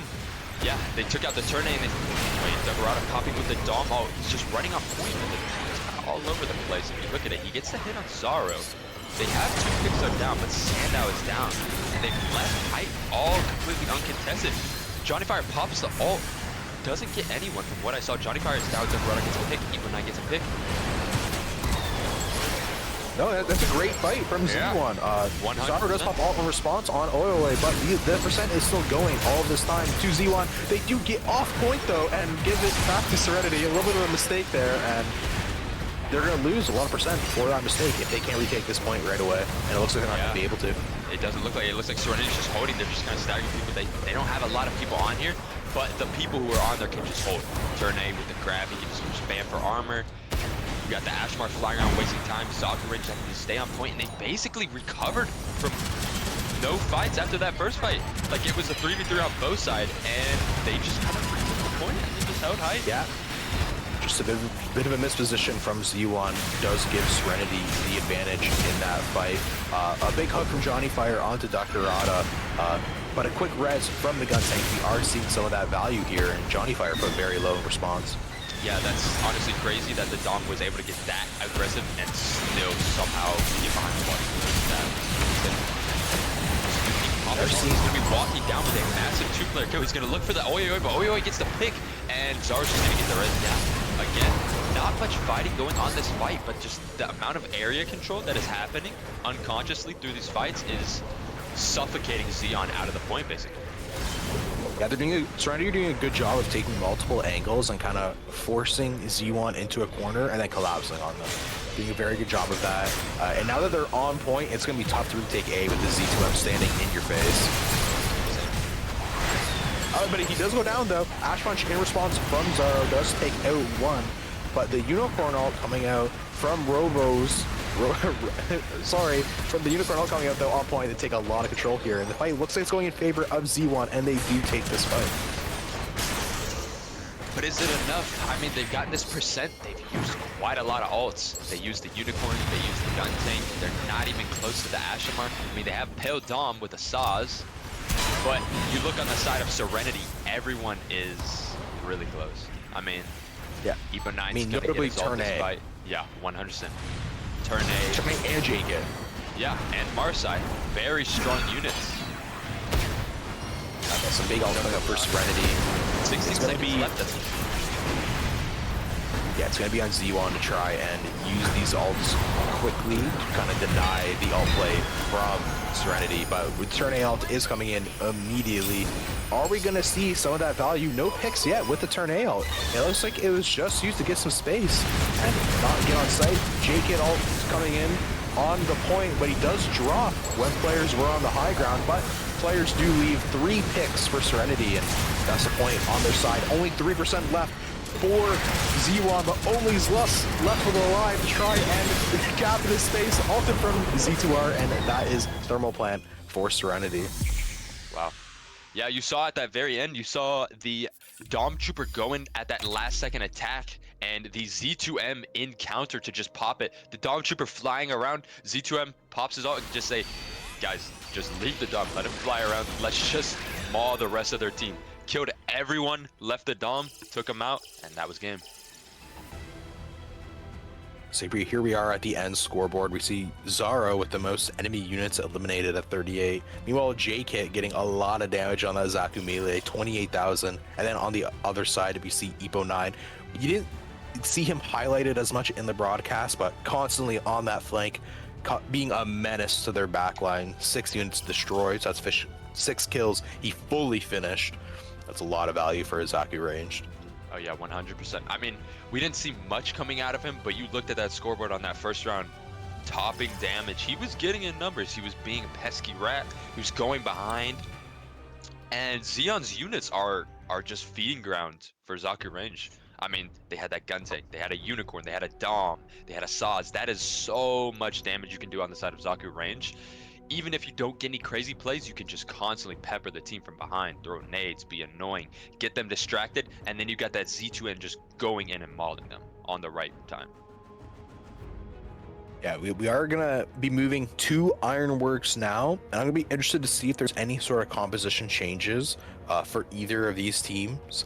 Ironworks is a bit of a different map, less condensed, I would say, than Thermal. I think there's a lot more close range fights on Thermal Plant than there are on Ironworks, but Ironworks does have its own challenges, so a lot more air control on some of the points, and then you go to B and it is really tight range. A with like jump pads and like varying high grounds, so it's an interesting map, and I'll be curious to see how teams adapt to that map. For sure. One notable thing about Ironworks that most people don't know, on the, I think it's C side, it's the inside, not the outside. I don't remember which side it is, but you know what I'm talking about. On the one side where it's inside, not on the opposite point where it's outside, it's very strong for gun tank. That upper height control, you can kind of just stand over the point and shoot everyone, honestly, uncontested completely. If people start shooting at you, you just fucking like run away, grab a health bag. Yeah, so maybe we could see the gun tank come out from Z1 once again to kind of take advantage of that fact. We did see the swap from the GM pretty early. I do think GM into Zaku Melee is like an unplayable matchup because your ultimate just feeds Zaku Melee. So it was a good swap, but I don't know if gun tank was correct in that situation, but maybe on Ironworks the gun tank will get more value. Yeah, we saw that he wanted to play gun tank, but he was just getting snuffed out basically on every turn. I mean, think about it. You're going against a Z2M, a Zaku range that can one mag you instantly, a Marasai that can just take you out of your shoulder charge completely. Like they can just absolutely destroy a gun tank. And on the GM side too, I mean, a Z2M can just maul a GM, and a Zaku that's just being a pesky rat can just constantly pepper your shield until it's down and you just get hooked by Marasai. So there's not a lot of counterplay from what I've seen on Xeon's side, but it's not over. We've seen many reverse sweeps, absolute upsets. It could happen this not missile. It could happen this Ironworks map, but we'll have to see. Yeah, and I mean, speaking of missile, if Ironworks does go the way of Z1, we do have missile base as our last map, which will be a very different looking map compared to these last two. Ironworks here, it's going to be similar to Thermal in the sense that it is domination, but once again, like I said, the points on Ironworks are very different. I think we could see some very different comps come out from both of these teams. We're going to have to wait and see until they do load into that match. Some highlights for Z1 that we can try and play around. The Ashimar from Jimmy Jazz got a lot of value throughout those games. Maybe some more playing around him and what he's doing is something Z1 could try and come back on this series. Yeah, it was both plays good all around on both sides. On the terms of maps, honestly, the thing is, even though Thermal is similar in terms of the domination with Ironworks, I would say Ironworks is a pretty technical map. A lot of verticality in that map. You know, you get the midpoint on both sides as well. You've got the lower and the upper part, especially on that inside control point. A lot of people like to take that height, not even play on point. I've seen a lot of teams do that where they take that height, let the team walk in a point, and they just converge. A lot of different technicalities on Ironworks that we'll have to see during this match and see how Xeon can fare up against Serenity, who's up 1. Can they win the point? We'll have to see. Notably, still running that Zaku Melee banner. Is that a sign of things to come? Are we going to see the Zaku Melee again from J-Kit on Serenity on Ironworks? Not sure. Ironworks, different map. Might be a bit tougher to play, but maybe they make it work anyway. Some units I do expect to see no matter what. Ashimar, Zaku ranged, Dom Trooper, Sawzubi. I think all those are pretty safe bets. We do actually see some player swaps on both sides. Zluxel is out on the side of Z1, and I think we're seeing Magi come in their place. And then on the side of Serenity, we are seeing Johnny Fire out and a Vaxel in. So I think that means they're not playing Marasai here. They're going to be going for a Dom Trooper instead, which, I mean, Dom Trooper's fantastic, so you can't go wrong with that. Honestly, I can understand the Marsai takeout. This map has so many corners, so many rooms, so many walls. Even though it's a good map for Marsai, I bet it's annoying as hell. Getting a free hook and then they get stuck on the wall, it's got to be annoying. So, wouldn't be surprised on why they took him out. Yeah, notably, we are going to still see Turn A and Zaku Mile, some of the more niche picks coming out here for the side of Serenity. Gun Tank still being played by a different player on the side of Z1. Yeah, dude, got some stuff in their roster. Got a lot of plays in their book. We'll have to see how it goes. Daru standing on the side is a very good angle. I'm not gonna lie, being able to just shoot all these people from ramps over the molly, kind of just stuff them out. Sandra's gonna be walking in. He's getting contested by Jake, and he can't really walk around now. Duckarad is taking a lot of damage, almost 1 health. Magic as well of 1 shot. When they're going into this fight, Jake takes the shield off of Sandow, and they just absolutely destroy him. Magic gets the pick on RX Moon, and their Dom is down. Duckarad gets the res on Sandow. This looks like an advantage on the side of Xeon. A lot of Team Jake get down below. They're trying to shoot him. Unicorn is 1 shot. Dom Trooper's going for that aggressive pick. They get the J hit. And oh, this fight isn't over yet. Evo 9. Wait, one more time. Yeah, Evo 9 gets the pick. Cass gets a pick on the Ashamar. This fight is still going and brawling right now, even though on the side of Serenity, they've gotten so many picks Xeon has, but it's not yet convertible. Cass gets down and back, so gonna pick Jake. Gets another pick on the Unicorn. This looks like they're coming back. Sirius gets a huge pick on the Zaku range, dropping down to grab the health, and there's a fight right now, and they just completely recaptured without even losing, basically. Yeah, notably, despite how close that fight was, it did start a little bit late. Z1 gave the space early to Serenity, and Serenity got the cap right away. So no matter how the fight was going back and forth, it was all in favor of Serenity. All of the percentage given to them by the end of that fight. Yeah, you look from the spectator side, it looks like an absolutely close game, but you look on the scoreboard, 44.5 to 0. Doesn't even look like there was a contest, but in the mid game, there was some stuff, so we'll have to see how the fight goes. Yeah, notably, the Ashmar punch used didn't get the value they were looking for, but Z1 do take point, but they are down 2 players, so they're going to see a very quick recontest from the side of Serenity. Zaro flying in early, JK taking that inner space, but Z1 playing their side of point, but they do get taken out, only getting 11% there, and they're down 3 players. They're not going to be able to recontest just yet. Yeah, even not playing aggressive.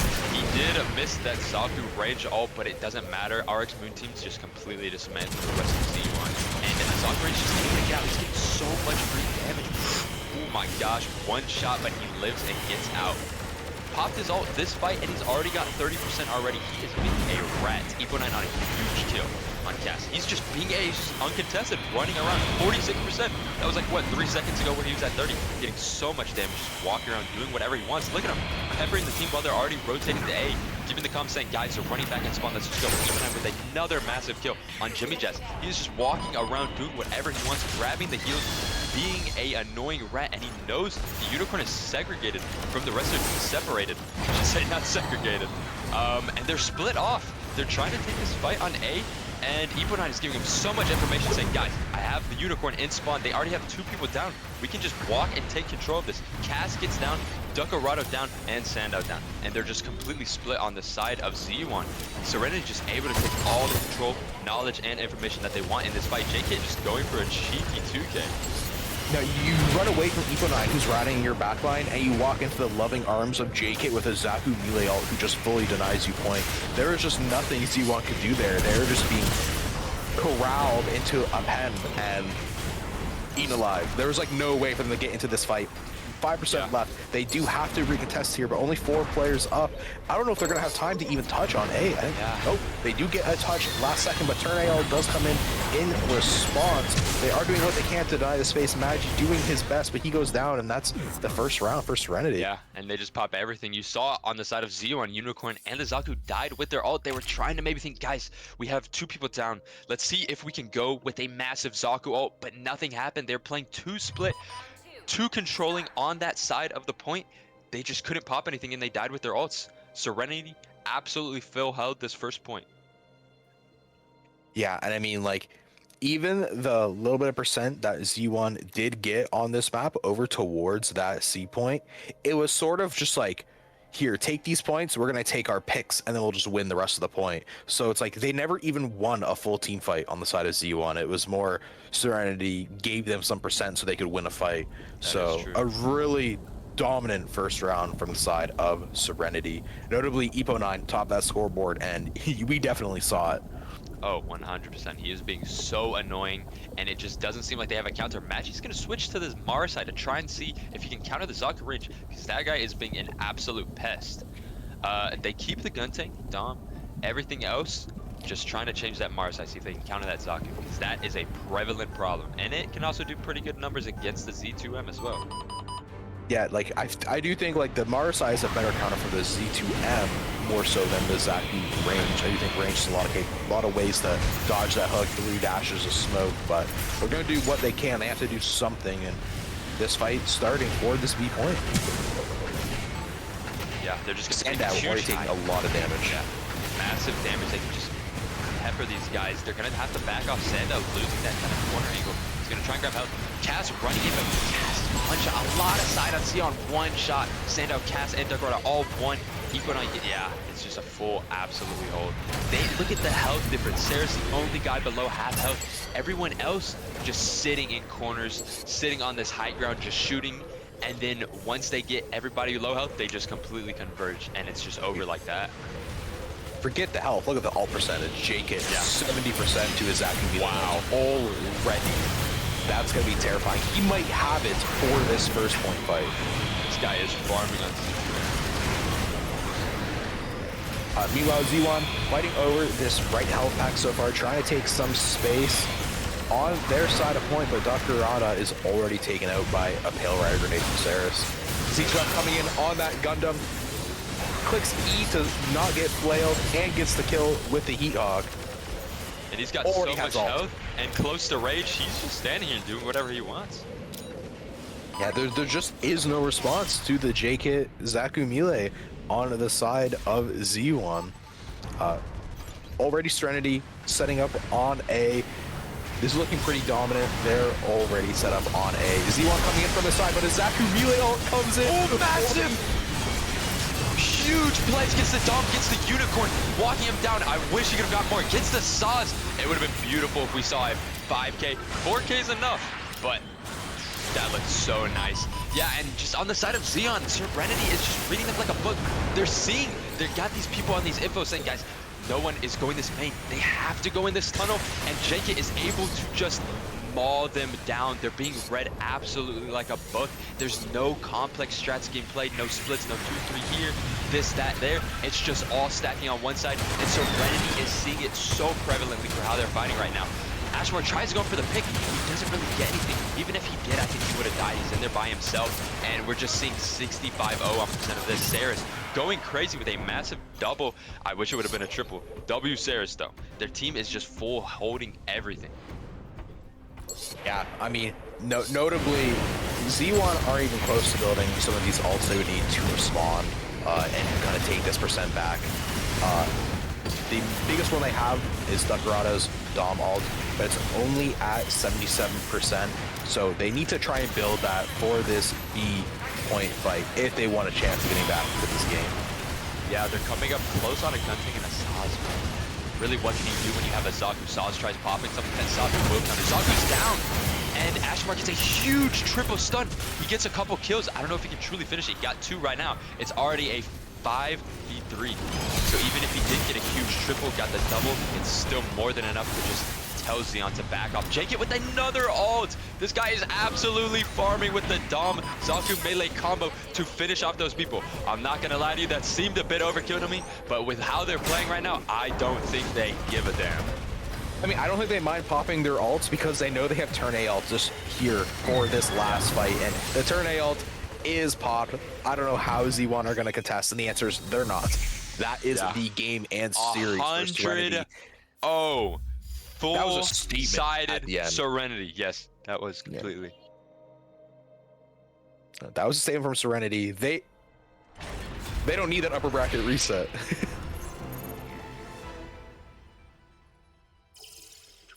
Yeah.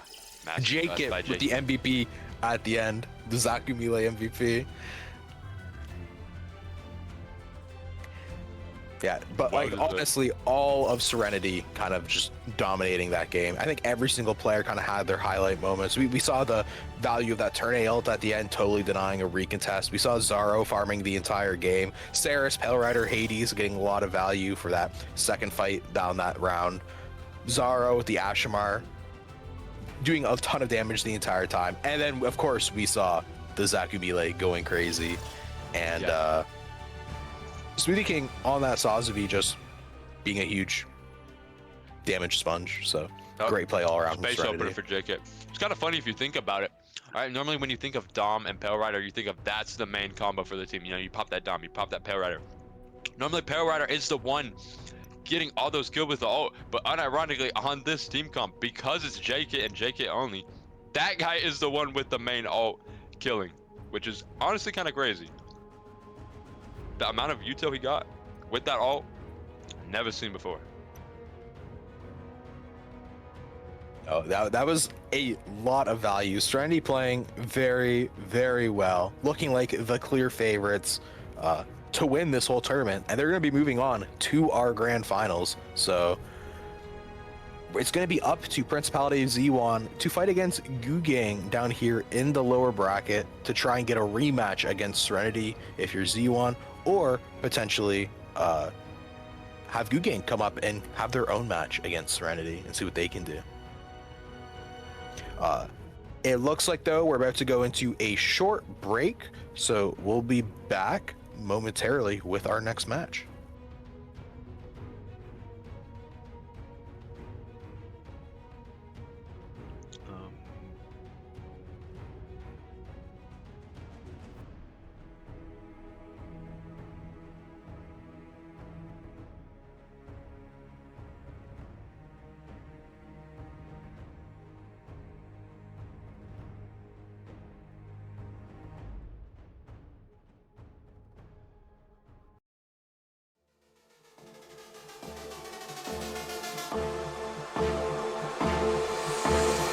You got me feeling super new. When I close my eyes, I just see you. Let's take it slow, don't say we're through. Yeah, baby, hold on tight, I just need you. I just need you. Come on and dance, or not just dance. Baby, just dance. Just hold my hand. All right, let's go. No rushing, no. Right to the floor. Give me some more, more, more, more, more, more. Give me some more, more, more, more, more. Give me some more.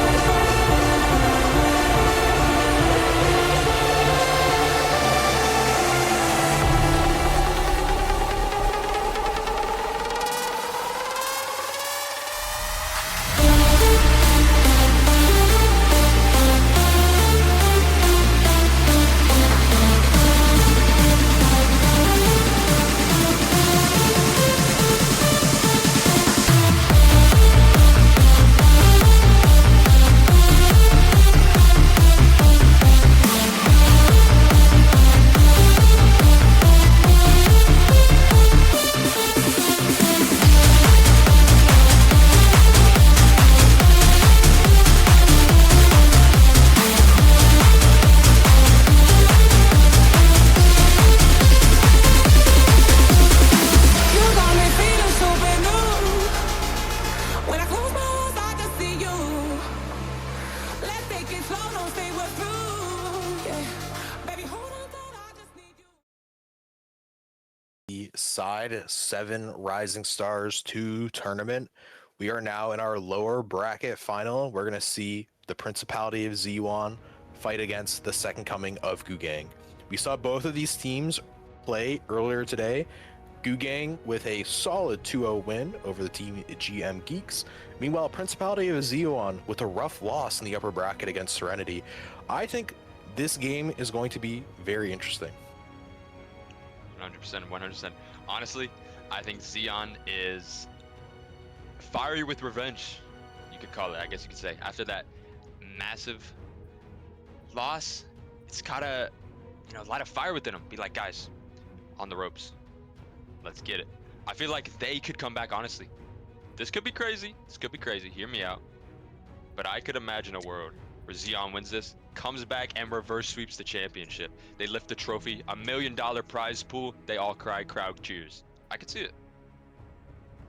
Notably, no prize pool inside 7, no monetary value. XD. Regardless, though, I really do think that Z1, that was a rough match for them, and we're gonna have to see how they come back into the series. Because while they could maybe lit a fire on them, maybe they're hyped up and they're ready to go and they're back. But maybe they're a little tilted, maybe their mental's a little boomed, and maybe GUNDAM can capitalize off that and get a quick win here. Yeah, it could be both sides, honestly. We'll have to see in the game, but I know, yeah, you are right. It could snowball. It could be crazy. We'll have to see. We'll have to see how it'll go on both sides. It's 100% a mental. If they got that strong mental, they can come back. It's a little bit weak. They could, GUNDAM could capitalize on that. We'll have to see how it goes.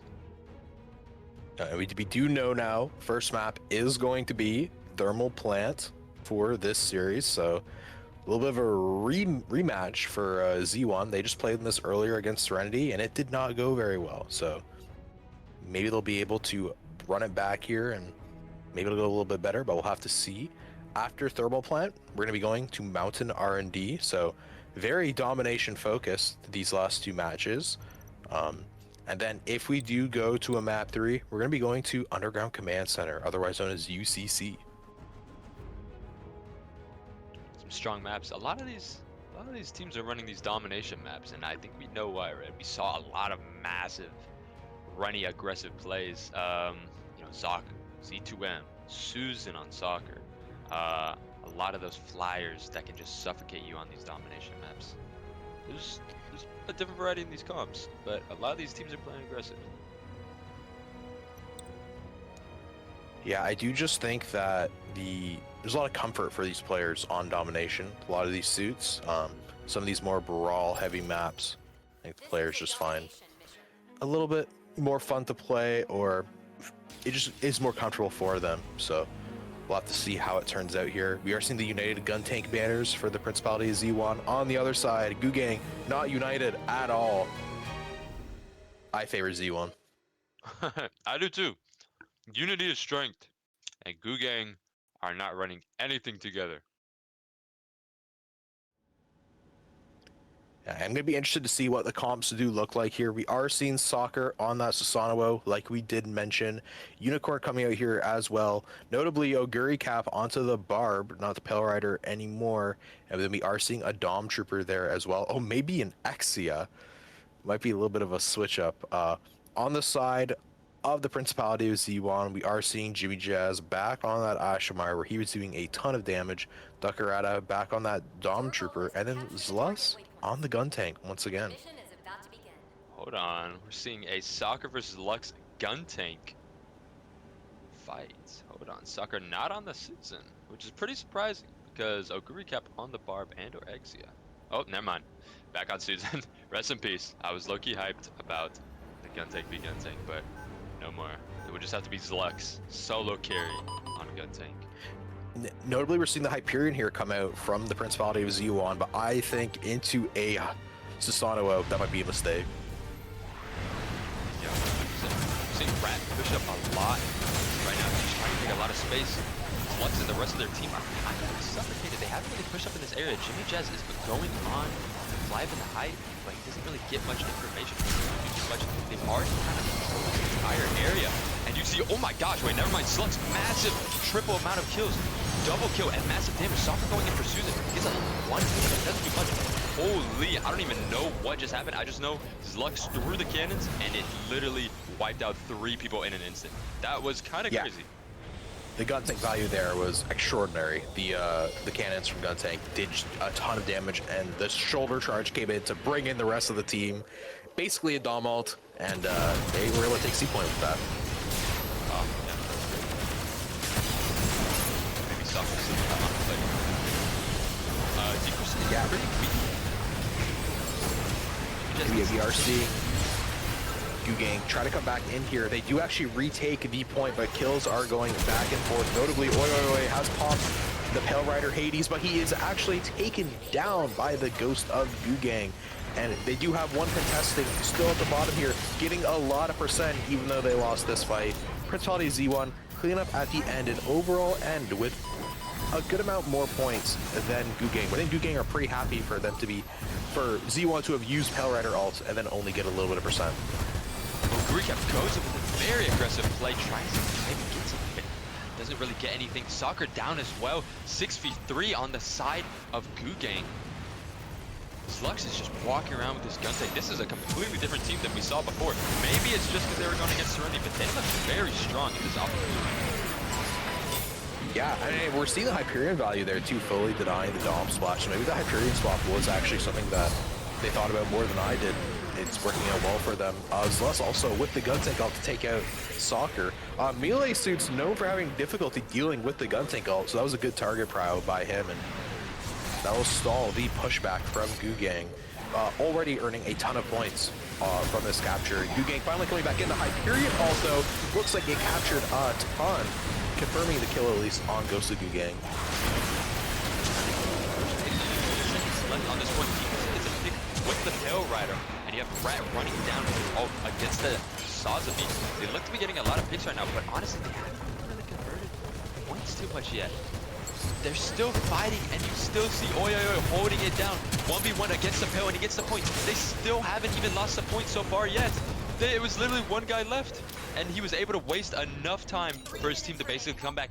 And wow, that was crazy. You saw Rat, you saw Deepus, he popped some big ults. Ashimar, Pale, very important ults just to really get the points, but nothing converted with it. Rat gets on Saws. And you see Slux gets taken down as well.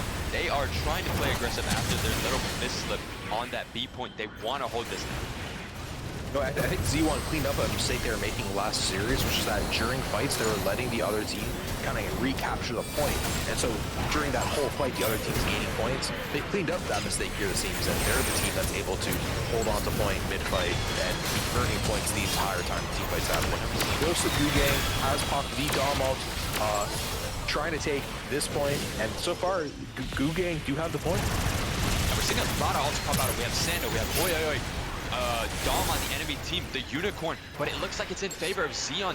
Pale gets a massive pick on that ulti Unicorn, and they were just kind of walking around the area. Duckarada dies to himself, but he gets the pick on Rat, and they get the reds. They're looking really strong in this hold, I'm not gonna lie. They seem like a lot of people were writing them off at this fight. We'll have to see how it goes for the rest of the game, but they're looking very strong right now. They're doing really good in their ult zero. They still have fight in them, honestly. They have a Dom right now for this as well. That was GUGANG's only ult coming in here, just used to take the space, but it does actually take out Sandow, so the Gundam ult getting some value, and at least makes it go to one more point, because they were able to capture a little bit at the end there. Unironically, I'm not sure if they did it on purpose, but it's a very smart play to not let it go to 99% so they don't have to take that fight. Letting the enemy team take that small amount of percent because there's still time left on allows them to reset and have a full fight for this A. Because they probably didn't want to take that fight. They're 99, and if they lose, then it goes into some overtime. You know. So, good smart plays to reset, trying to recoup some ults, and see how this fight goes on. Duckarada popping the Dom Trooper, running in, hitting the Susan and the Unicorn, just flailing them around right now. That's a massive play by Duckarada. Huge picks on the Susan and the Unicorn. Right-clicking, one-shotting Rat, going on the Dom Trooper right now. He's going crazy right now, popping everything, and that is a complete team wipe. Honestly, only one down on Oi, and the rest of the team, they just walk them down. Soccer trying to see if he can do anything, but he can't. And that looks like a full hold on the side of Xeon. Absolutely good plays. Yeah, that was some great play from Z1 there. They're doing very good with their ult economy is one point I want to bring up. They're doing great at using their ults very, not sparingly, but they're doing a good job of using the ults when required and getting a lot of value every time they were popping them. I think more so than GUGANG were. And yeah, I just want to highlight some of these players on Z1 who were doing some fantastic work. We saw Jimmy Jazz getting a lot of value, and there he is, top damage. Yeah, that's what I was expecting to see. Oi with that B point hold did a ton of work, so big respect to him. On the other side, we are seeing Rat actually topping the damage in the lobby on the side of GUGANG. Yeah, he's doing really good. But Both teams are doing really well. And even if you look at some of the people who don't have a lot of damage, like take for example Zlux, right? 21 kills, 3 deaths. It would look like he's not doing much, only 10k, but Gun Tank thrives on weak people. Being able to kind of do whatever he wants on a rat pick. If someone's won, you just go finish them off, throw the bombs on him, or not bombs, throw the cannons on him, just absolutely take their res out. He's a very ratty character that most people don't really take advantage of. 100%. You don't play him as like a support. It definitely is more of a rat character, but we are seeing both of these teams coalesce on the B point. The fight begins. We are seeing the Barb coming in, trying to get some value. They're off that Susanoo. They've made some team comp swaps, and so far the team comp swaps are working, and the fight's going in the favor of Yugen. Yeah, Oguri kept just walking them down. A lot of the times when it comes to a gun tank first camper, it's not a good matchup. That slow can absolutely be detrimental to gun tanks. Yeah, 100%. It's already such a fat suit that if it gets slowed down, it's really hard for it to get around. It's really easy to shoot is the other problem. We are seeing that Zaku range trying to get some value in the back from Ghost of Yugen, but he's able to escape. Meanwhile, Sandow trying to push in, but a Barb is in his face and Sandow is taken out. Honestly, I don't know. Yeah, they might just remove their losses and back out of here. Honestly, they already have someone down. Yes, they have a pick. Oh, actually, never mind. Unicorn going down. They're playing aggressive on this. 20 seconds left. They have to play up this. They grab the point, but it looks to be about even right now, about like a 3v3. Rat trying to res. He gets taken out by Jimmy Jazz, and they hold this point back. They bring it back. They'll get about 16%. Not bad, honestly, for how little amount of time they had. They kind of walked them down to the point. Control that, even with a loss on their Zaku play. Yeah, just some good high ground control from Z1 coming in there and then getting that last bit of percent to make it not so rough that they overall lost that first point. Meanwhile, though, they're doing a great job of starting this fight on the A point. 2 picks right away. Yeah, 100%. They actually took out that Zaku, and because of that, yeah, massive plays. That Zaku overextended, and because of that, they were able to just snowball that entire fight, walking down that left side, just picking one after another after another. You see Rat here on this side with Zaku. They're trying to see if they can look for something elusive. They know they have that Ashmar ult. They're very close. Oh, Sandow so close to that axe right now. Zlux gets killed. Or not Zlux. Zlux gets the kill on Rat. Rat gets res back up. Massive play. Wait, hold on. Huge picks on both sides. Everything's kind of going all over. Chaos everywhere. Zlux going crazy on the side, but so is the opposite team. Deep just uncontested. Gets ulted, and then he gets taken out. Oh, he's still alive. 20 health. Jimmy Jazz gets the pick, and he wins. Wait, never mind. What is it? I'm looking at the wrong side. I'm just lost in general. That fight was kind of crazy. Everything happening. There was ults all over the place. Rat popped off, but Zlux got the kill, and then he got res back up, gets a couple more kills. Then you see D4C coming from behind getting picks. Overall, just chaos all over that point. Honestly, it was kind of hard for me to even read it. That fight was crazy, and one thing I want to make note of is Soccer on that Barb. I think he's getting a lot more value this time around playing the Barb than he was initially on that Susanoo. So I think that was a really good swap by him. And we see he does have that already for next fight. I want to see him try and use that to counter the Pale Rider Hades or something similar from the side of Z1. But Z1 have taken the initiative and are already on the C point. So it's going to be on Gugang to try and start this fight, but already 2 picks for Z1. 100%. Rat goes behind and he gets that gun tank, but it doesn't really matter because the rest of Zeon's team just front walks it down and kills the rest of the people. Rat's still staying behind. He's playing quite elusive. Gets the pick on Jimmy Jazz as well. That's 2 for Rat. Oi, but they're just walking down the main team, so it doesn't even matter how many Rat gets. Rat gets taken down. And you see Dekorada popping ult, running down to these people, going through, hitting a lot right now. Let's see if we can get a triple. Nice, massive triple out of Dekorada. Good way to finish the rest of the fight. I don't know if it was needed, but I thought it was a pretty good ult to finish the rest of that fight. Yeah, sometimes you just want to use your ult to secure a fight. Like, you don't want to waste your ult, at the same time, if you hold your ult and then lose, you're going to be pretty mad at yourself, so can't be too upset at that. But Jimmy Jazz flying over the top, getting a kill on Rat. Looks like Z1 are going to try and hold on to the last percent here. You are going to fight for it, though. Yeah, that was a massive early pick. You see D4C one shot. He just grabbed health, so they're still wasting time.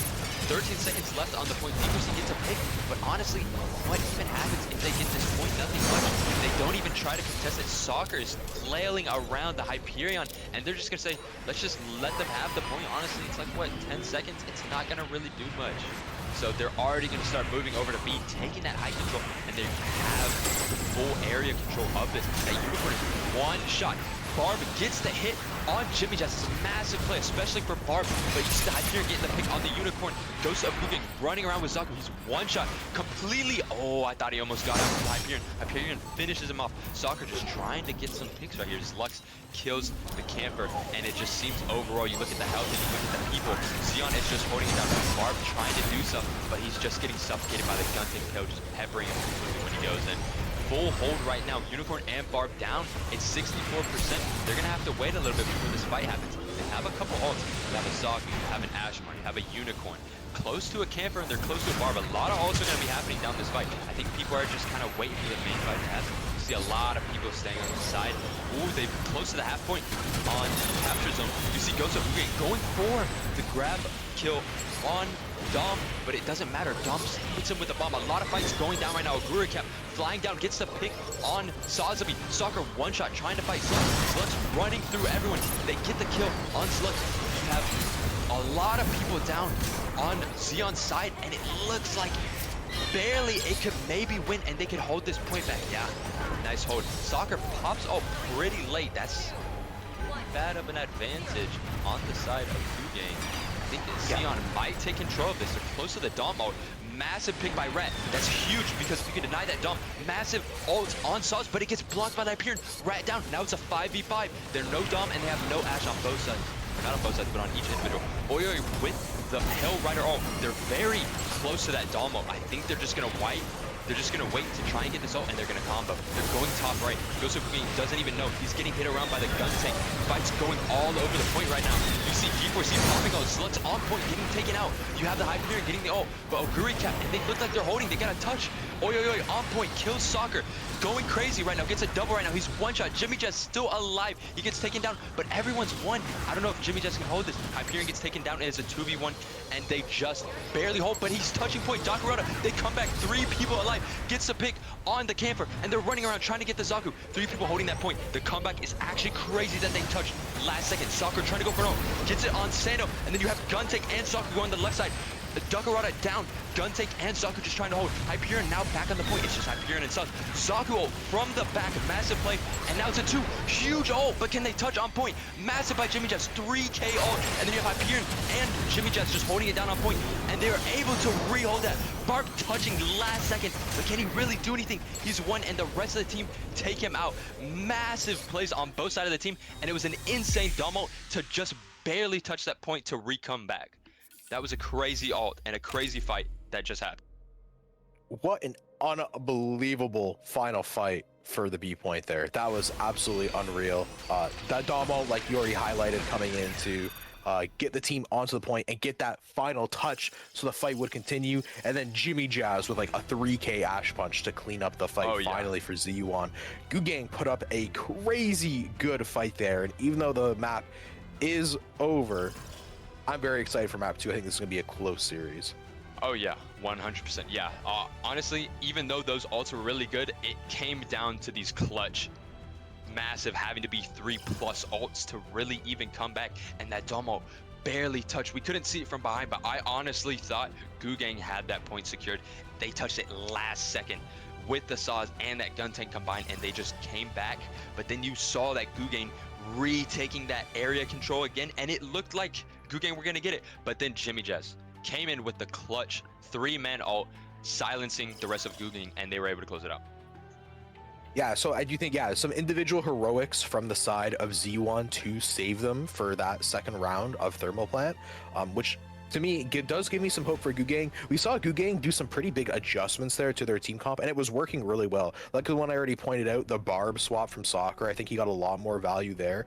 I do think, though, that the ults were missing a little bit. Like if some of those ults got a little bit more value, they could have took that round. But regardless, we are going to move on to another map, and the fact that they made these swaps, and we saw the value of those adjustments, gives me hope for Guggen to take this map 2 and maybe potentially 100%. Bring it to a 3-map series. I could see us going to a 3-map series for sure.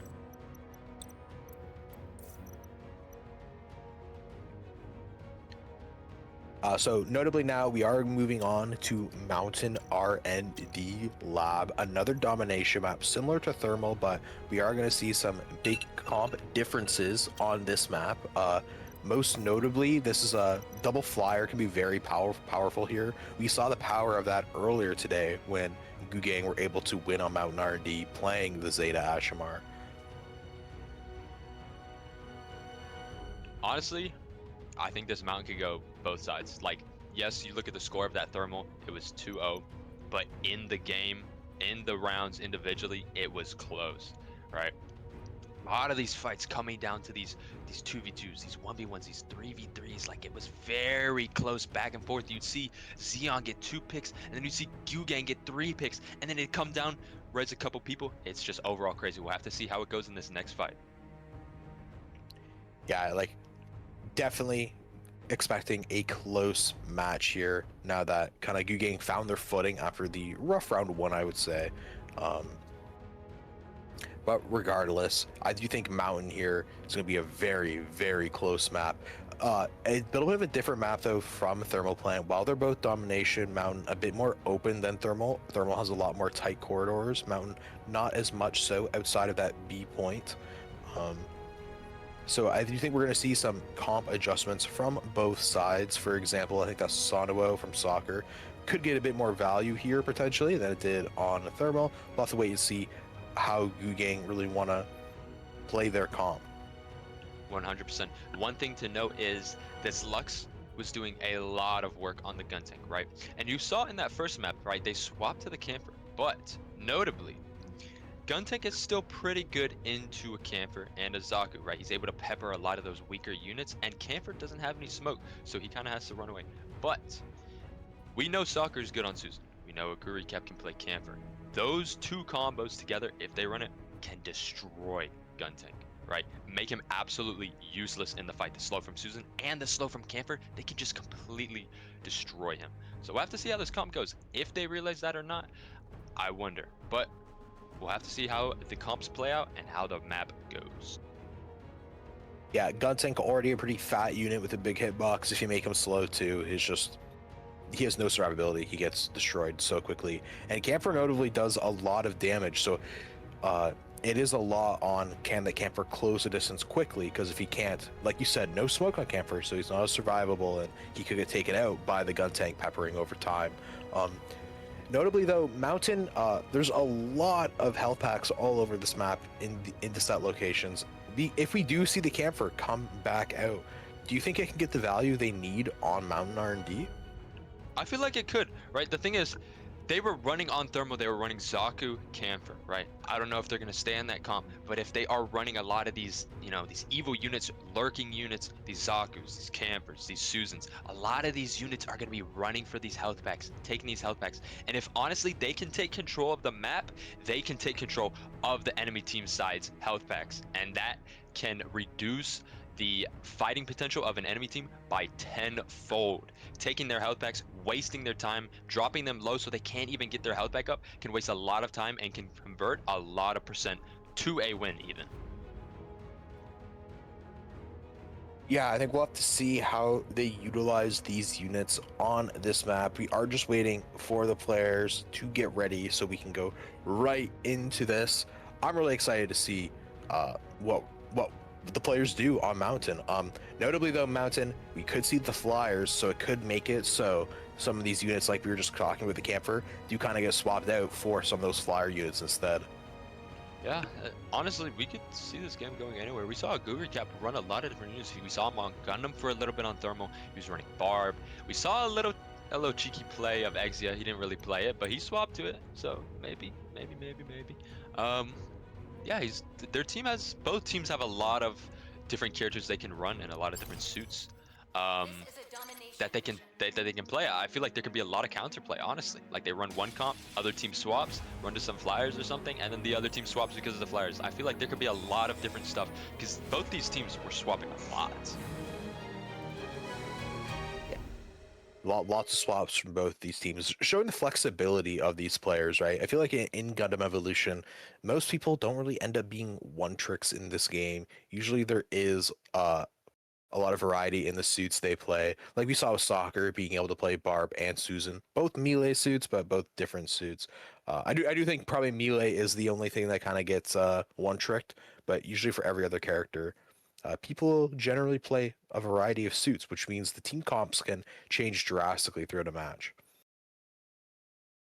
As we can see, like you were talking about, they might be running flyers. Yeah, you said they could be going for a double comp flyer composition on the side of Gugang. Soccer on that Susan, like we already know. Oh, Gurikap, this is kind of a unique comp. I'm not gonna lie, you have the two flyers, the two melees, and then you have the Pale and the Uni. I could see this as a very suffocating team. You know, you having to deal with the flyers, and then you have the melees running up all over you. I could see it. But on the side of Xeon, you have that Ashe. Is he going to be able to contest the air? I don't think so because the two ults, or the two flyers, but we'll have to see how it goes. Yeah, I'm very interested to see the value this Hyperion provides against this comp. I do think it does not going to help with the air control at all, but maybe it will help with point. But notably, the double flyers already take out the opposing Ashamar. Yeah, and now they're going to be coming back onto point on the high ground. Duckarada gets the pick on the Barb, and they are going to... Did they get that res? I don't think they... Oh, they did. That's actually, yeah. Oh, never mind. Hold on. A lot of teams are just getting down. They're trying to res and they're getting down again. Honestly, that kind of made it an even fight. I'm not going to lie. Duckarada and them are there trying to rush this lower area down. Hyperion gets the pick on Soccer. And Oyoyoy gets the pick on Barb. She gets the pick on Saz. It's like a even out kind of battle. 5v5 right now on both sides. But Xeon's side has the point. Jimmy just already auto-swapped to the Zeta. He got picked by Ashamar, and he said, yeah, I'm just swapping off this. The Jimmy Jets, they try to get the res. Do they get that res? No. Hyperion down. This is huge pick potential for Gugang's side. Zlux going crazy on the gun tank. Wait, never mind then. I thought Gugang probably had a point in this, but Zlux just absolutely shut them down with a massive 3k on gun tank. And Jimmy Jazz going to pop for that Pale in the back. Zlux gets taken out. They know there's a Pale Rider down below, one shot. Do they get the res on the gun tank? They do. So they regroup and regain their health and player advantage for this next fight. Oguri kept gets taken down very early. Sando with a good pick, and so does Zlux get the pick on the Susan.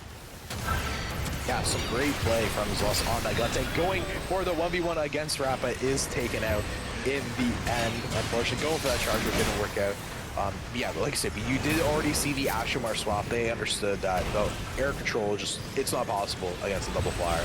So they swapped to Ashe, which does make sense.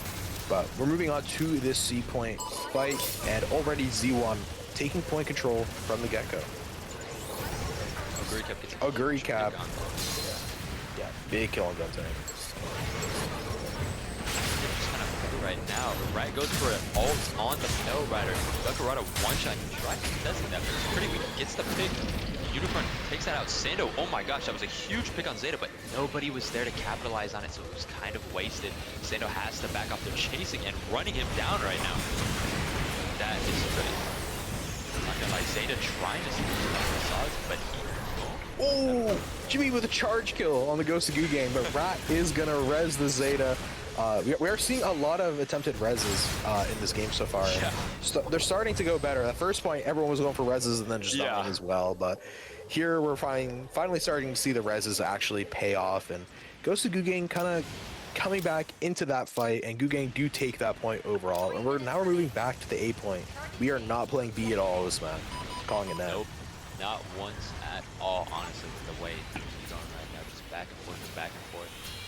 Oh my god, that's a massive combo! Huge combo by Barb and the Zeta to set up the Barb. Wait, but Oguri Cap gets taken out. I don't think it's even winnable still.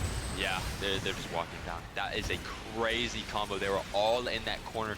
That was like, what, 4 people stunned into the Barb slash? Nice, massive combo on the side of Gugang. Great play by Gugang, and that guarantees them the point for at least the start here. And Jimmy Jazz trying to contest the opposite height, but immediately his shield is broken. He is forced to fall back.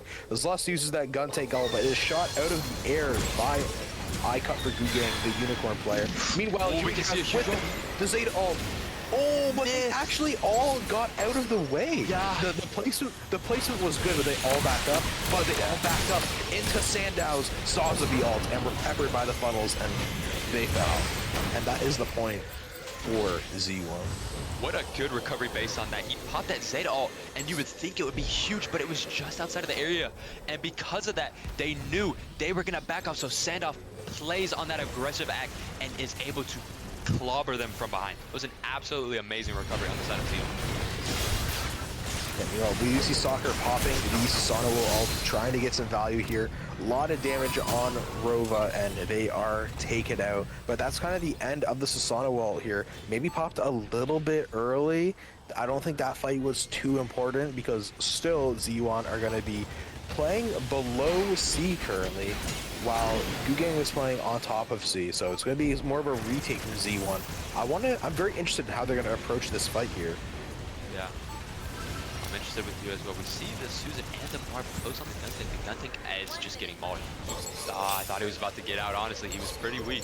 Sando trying to play, but they got that pick already, so they're just kind of suffocating them. Oyo going crazy right now. Gets a 2K on them. Going for a 3K. Massive plays. They're trying to come out of this tunnel. They get a 4K on the Oyo, and this is Pale v Pale, basically. And Sando gets the pick. Wow. That was... Honestly, at first you would think that's on the side of Gugang because they got that pick on the gun. It's a bit too greedy. But Oyo comes back with that ult on a 4K Pill Rider to make them hold that point. It's going to be the final point right now. Both teams don't really have ults, honestly. Jimmy Jazz with the Zeta, and they have the Hyperion. I think they have the advantage. Oyo gets a pick on the Ashamar. The Unicorn is pretty weak, gets taken out by Duggarado. Barb gets the pick on the Pale, and Jimmy Jazz comes back on the Pale. Huge, massive Zeta ults. This is... Both sides could win this. Both teams are really weak right now. Actually, what am I talking about? There's two people alive on Gugang, and Zeon looks like they're holding this point back down. Yeah, this Zeon with a great fight at C. Notable plays I think there at the end was that ult by Oyoy. They kind of left them onto point at the start, and then Oyoy popped that Pell Rider ult, and he just farmed the entire team. Yeah, a lot of value there. It was a brilliant play. Because if you think about it, that Guntank went out crazy aggressive, right? They got the pick, and then based off that, you think, guys, we have an advantage. Push these guys down and lower. Let's go. They run in, get caught out by Oyoy, who's ready for that counterplay, and he pops, gets the Susan, the Barb, the Dom Trooper, and the Unicorn, and completely dismantles that aggressive play. Yeah, notably, looking at the scoreboard here, Rat topping the damage charts from the side of Gugang, showing some life. On the other end, Jimmy Jazz swapping to that Zeta was a good swap. Look at the damage there. He's getting a lot of value. 100%. It was a good swap. And for him to swap so fast, he pushed on that opposite as Ash, got taken out instantly, and said, okay, yeah, I'm just swapping right now. There's no reason to stay on Ash. Which is a really good play because a lot of people don't have that discipline to be like, yeah, no, I got to swap now. A lot of people stay on those same units until it's too late, which is a really good play by Jimmy Jazz. Well, one thing I want to see some more reses by Zlus. I want to see some Guntank combat reses. We haven't seen that yet. Hoping to see it during this round. But already the fight for high ground has begun. And Rogue is taken out on Z1, but traded D4C, but the res comes in by Unicorn, and then more kills are going back and forth, just like non-stop fighting in action. Z1 have ended up with a lead somehow. Yeah, at first it looked like on both sides you saw the D4C get a pick, but then you saw the enemy side on Zeon get another pick, and then Gugang got the res on that, and then they got a pick, but then somehow Zeon was able... Yeah, this is actually crazy. It's just back and forth battling of who has more attrition, honestly.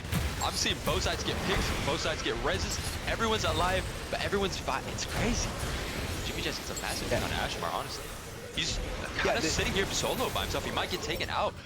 Oh, I was about to say if Hyperion could get that res, and they're kind of walking them down on this height, but Zeon is still holding on point. They're just contesting this little height with no one holding height, but they have the rest on point.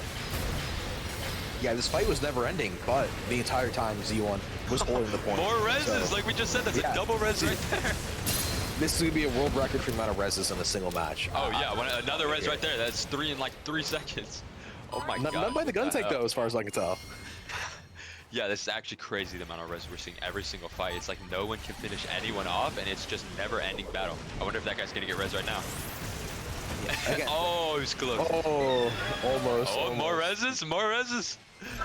Yep, everyone's getting res. But that sets up Oi Oi for massive play potential. Everyone's alive. You can go crazy on the Pale Rider right now. Hades going in right now. Everyone one shot. Gets a pick on T4C. He's running up down. Looks for the gun. Oh, he just runs out of Hades. He might get caught out right now. Never mind. Hyper blocks it. But notably, throughout these entire fights, we're lacking with all the reses and the fights never ending. But the entire time these fights are happening, Z1 has been holding the point. Already at 50% overall objective time. And at the end of the day, in this game, Gundam Evolution, the objective is what matters. The team fights are important, and you want to win, you want to have a good KD, you want to do a lot of damage. But if you're not getting the objective, at the end of the day, it doesn't really matter when it comes to winning the game. There might be a refight out of here. Oh, Zeta goes for the ult on the opposite side, but he was just out in the open, and they just completely deny it. They're going to play aggressive about this. Oguri Cap and D4C both pop their ults. Gundam on the left side, blocking them into the back, allowing them to just run onto the point.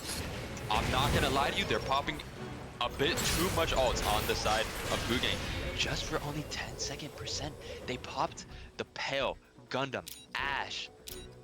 I mean, they have I would have ults, liked don't to get see me them. wrong, but No, you're right. I would have liked to see them probably hold on to Pale Rider Hades there. I don't think they needed to use that as well, just because that's a lot of ults for only a little bit of percent. As you can see here, if Z1 takes this point, they're still going to win. They only need 20%. We are seeing the Dom ult, though, come in to try and deny this space. Hyperion ult in response to the new Gundam ult, but he gets detached, and Z1 are running away with this fight. oh, for sure, yeah. Honestly, I wouldn't be surprised if they kind of just let them pop their ults on that previous fight. Like, they backed off, probably even stacked to make Ashamar think to pop his ult, and then because of that, they're like, guys, we have more important ults than them. They just wasted half their entire ult economy on that fight for 10%. We can just do whatever we want with this fight. They pop that Dom, and they retake that entire area. They don't have much percent right now.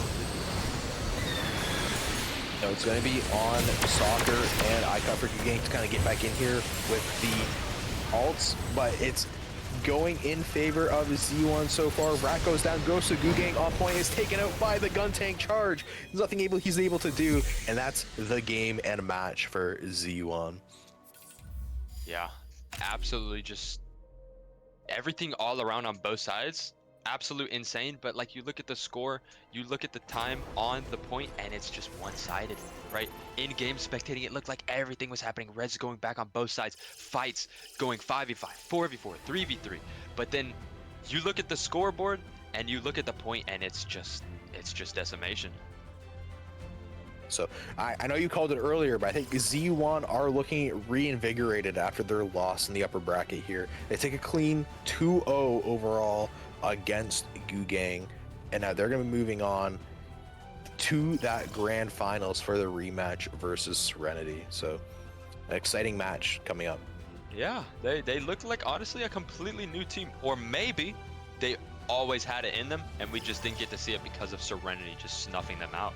The fire might have been ignited so much to where, can Serenity really snuff it out now? We'll have to see. Yeah, I do think notably, I expect pick bands to go.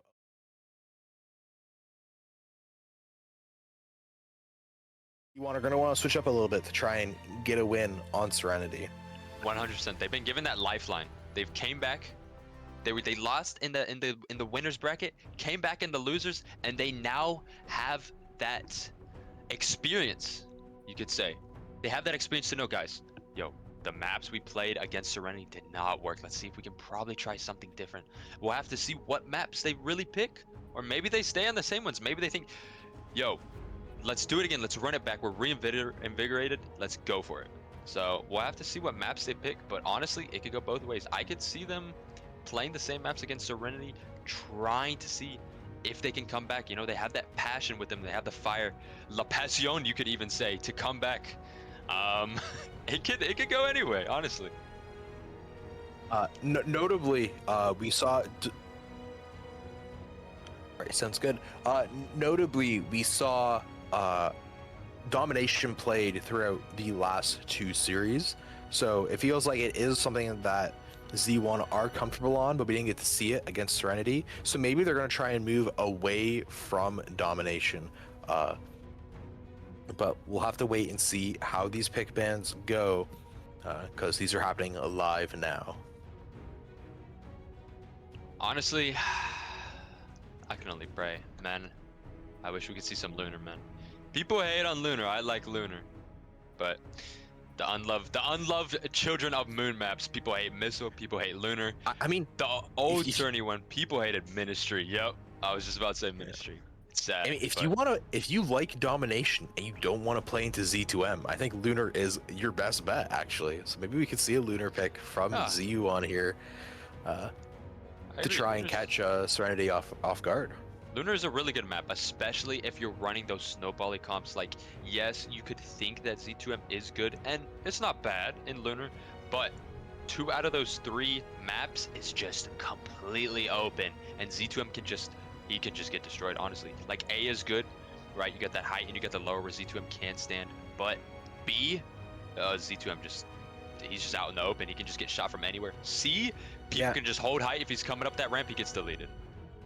Yeah, 100%. So yeah, maybe we'll see a pick from Z1 on LunarCon if they want to play Dom and don't want to play into that Z2M, because I doubt they'll be playing Z2M on that map. Some other notable maps we haven't really seen yet today. We haven't seen Canyon, Flak. We haven't. It's been picked, but we haven't seen Missile Base. We haven't seen Quarry. It's been picked, and we haven't seen UCC, even though it's been picked. We've been watching a lot of domination today, so I want to see some other maps. And already, Serenity have actually come out and they've banned Mountain R&D to start off these pick bans. Maybe they were watching the fight, and they're like, we do not want to deal with that. Take that out right now. Or maybe they have something up their sleeve. Maybe some evil comp that could absolutely destroy on bomb defusal maps. We see banning Flak for on Xeon's side. So sadly, like you said, you wish you could see Flak, but there will be none. I think banning Flak makes sense though.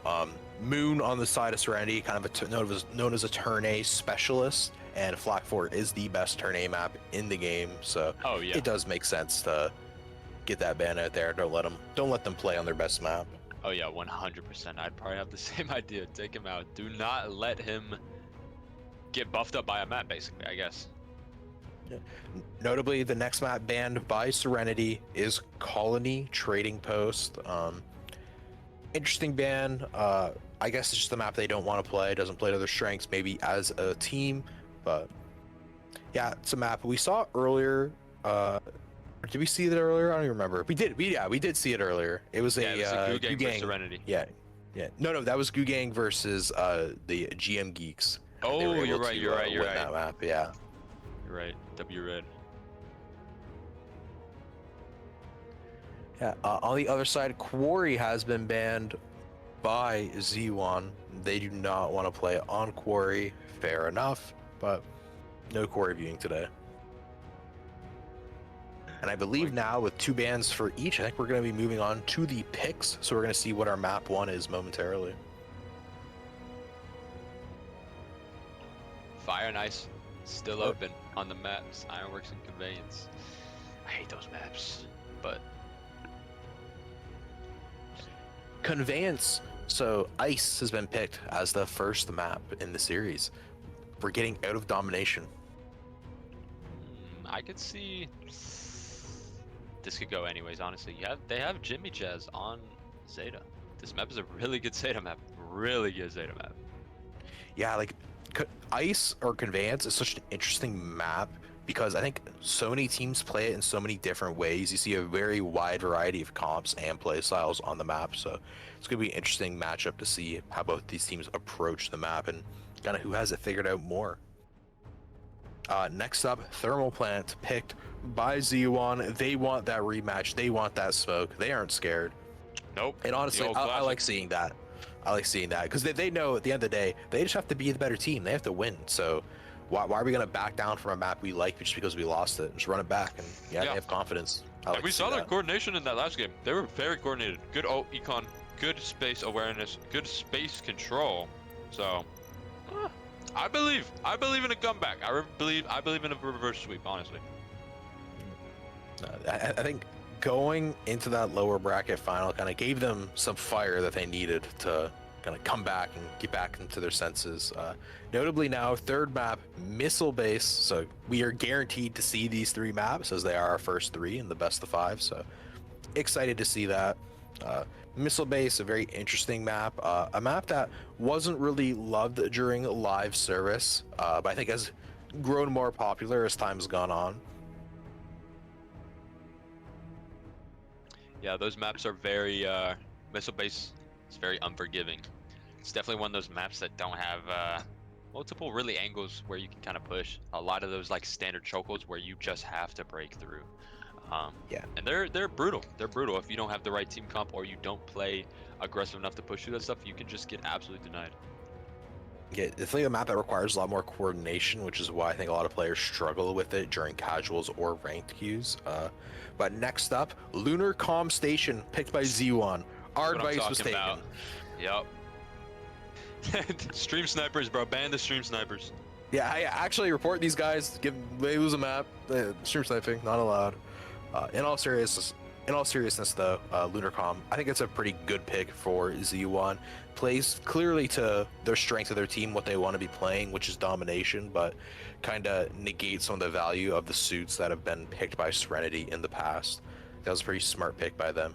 So we are waiting on the last pick now. It's up between Canyon and Conveyance or UCC.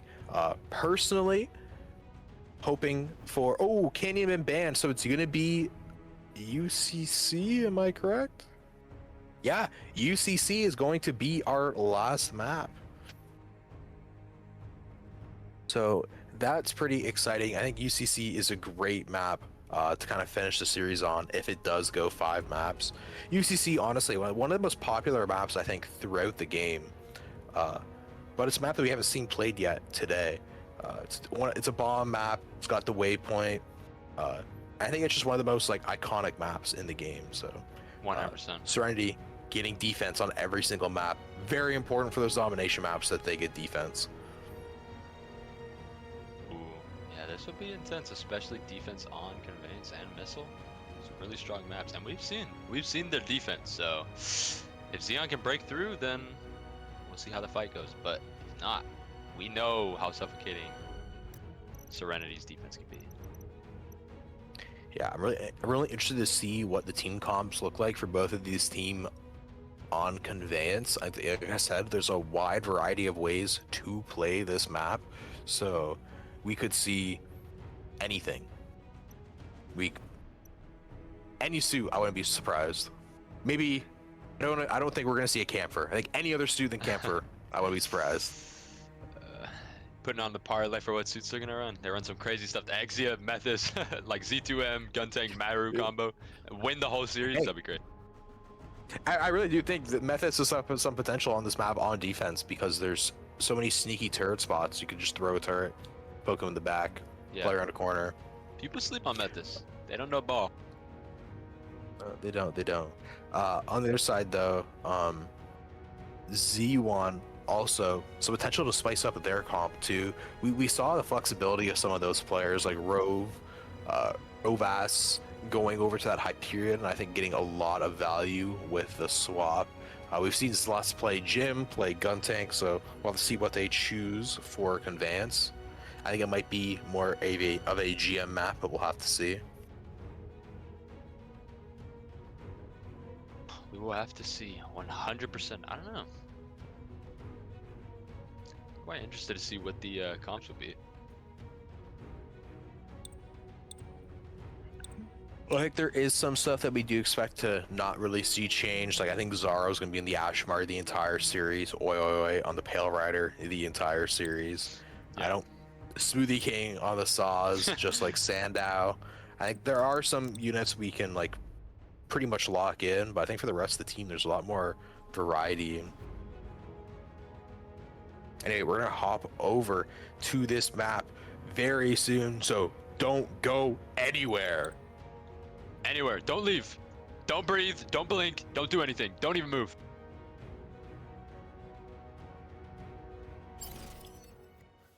Alright, you can breathe now. Nope. Hold your breath. Keep holding. I was joking. We're in. Gun tanks united. GGP 2023 champions from EU. Meanwhile, the Zaku Miles stand tall. Yo, Red, do you think they got flown out to Japan to do that GGGP tournament?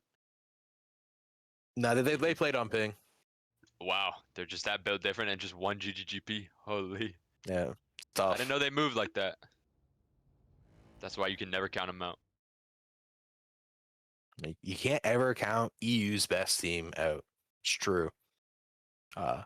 Looking at the team comps now, notably Zlus flexing onto the Marasai, something we haven't seen from them yet today.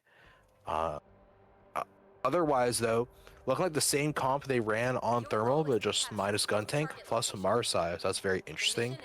Meanwhile, on the side of Serenity, we are seeing Moon playing the Unicorn, and J-Kit still rocking that Zaku Mile. Hey, he hasn't disappointed us so far, but even the best people could go, what's happening? Bird died. We have seen a pause from Oi Oi Oi. Not sure why. We'll find out soon. Maybe.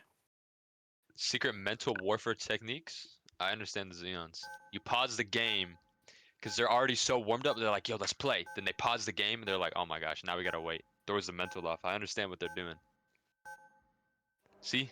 They didn't even say why. It's a secret technique. No, Only the masters know. No, they are currently tilting Serenity. It's pretty smart play. Oh, hospital calling. Never mind. Hopefully everything's okay. No. This is all mental games. It's to now get Serenity to be compassionate, be like, oh my gosh, guys, we shouldn't beat them. The hospital's calling. It's all stacked the mind games. I'm telling you. These guys take it this serious. This is how serious Gundam Evolution is. We Gundam, we Evolution. That's tough. That's pretty tough. Notably, I think we're seeing an interesting play already by Serenity. They're not playing at the forward choke, but instead opting to play on the A site for their defense. Not sure if we've seen in the VOD of these tournaments so far, but this is definitely something I've personally seen in practice. So some teams opting to play on point here, and Serenity's one of them. Yeah, we're seeing some peppering on defense. Nothing really crazy so far. A lot of people just standing. RX Moon is pretty weak right now. J-Kit is farming Rage. Pretty close to, as you can see. I'm pretty sure he already has his Rage unleashed. Meanwhile, Z1 having trouble actually getting this push in. Standout shield already pretty much broken, so that's not going to be used for much. They are trying to push into this top, and actually 2 kills do go their way, and they do get the res on Duckerada. So that's 2 kills in favor of Z1 supremacy, and JK does fall as well, and Smoothie King's going to try and contest, but it's like a 1v4. He's got no shot. Johnny Fire up top, firing rockets, but Smoothie King is taken out in the meantime. Z1 have 2 on point, and I don't think Serenity even have a way to recontest here. Z1 just took this pretty handily. That was a very smart play by Xeon to know that the Z2M is in that pocket, right? Z2M, he doesn't have crazy movement. He's not going to come running up at you. He's going to sit in that corner and wait for you to walk onto him. So they know that, and they are just saying, let's just not even care about him. Let's just leave him, get the rest of the team, and then we can take him out. Massive pick by Saris, caught off guard completely. He's on fast revive, or fast res. Fast respawn, I don't know what I'm even saying. But they still have the man down advantage right now. So walking up a little bit, taking a little bit of time. Oyo gets the pick, but Shurion is down. Oyo's trying to play aggressive, but he can't really walk up onto this. Just getting shot a lot. They get the res, and Oyo gets taken down on the pail. And they're starting to play aggressive on this. They have that pail pick, and they pop the opposite pail. Saris cops Hades, and they're just going to be walking them down. Xeon's team is looking to have to reset. Yeah, that's a fight going in favor of Serenity, even though they've lost that first point. Generally on this map, you're not going to see too many first point holds. Usually it does go to second point, and that's where the map really starts to begin. But yeah, just a quick pick on the side of Serenity there against the U1, and they kind of scale that into a team fight with Moonly while popping the Unicorn ult to try and force them. Looks like they're going to go for a huge Ashamar ult. 3 ult, but he doesn't have Molly. He popped it too late, and they were able to counter him, basically. Yeah, Smoothie King wait, gonna this- pop the saws to be able to try and hold this space, doing a good job getting back to that health pack, using his funnels to pepper Z1 as they come in. They're They do walking get the down. res, and Z1 are gonna be able to get onto point here. Good hold by Duckarado. He still has the Dom out because they know they're going to have a second fight coming here. Dom is going to be, they're double popping the Dom outs, both running, and Johnny Fire gets taken out on the Dom. Duckarado also gets taken out, and it's 2 picks on the side of Serenity right now. I don't think they can come back onto that point. They didn't even get the first point. They didn't even get the first little, like, percent. Wow. No, Serenity did a great job of denying percentage to Z1 there. I think they're very happy with how that hold went. Smoothie King cleaning up Oi Oi just now, so that's a bit of a stagger for Z1. They're gonna have to wait for his respawn before they can go for another push. Notably, Pale Rider ult almost back and Marasai ult online. I'm ready to see a Marasai just slide in all the entire team. And another thing, no ults online for Serenity.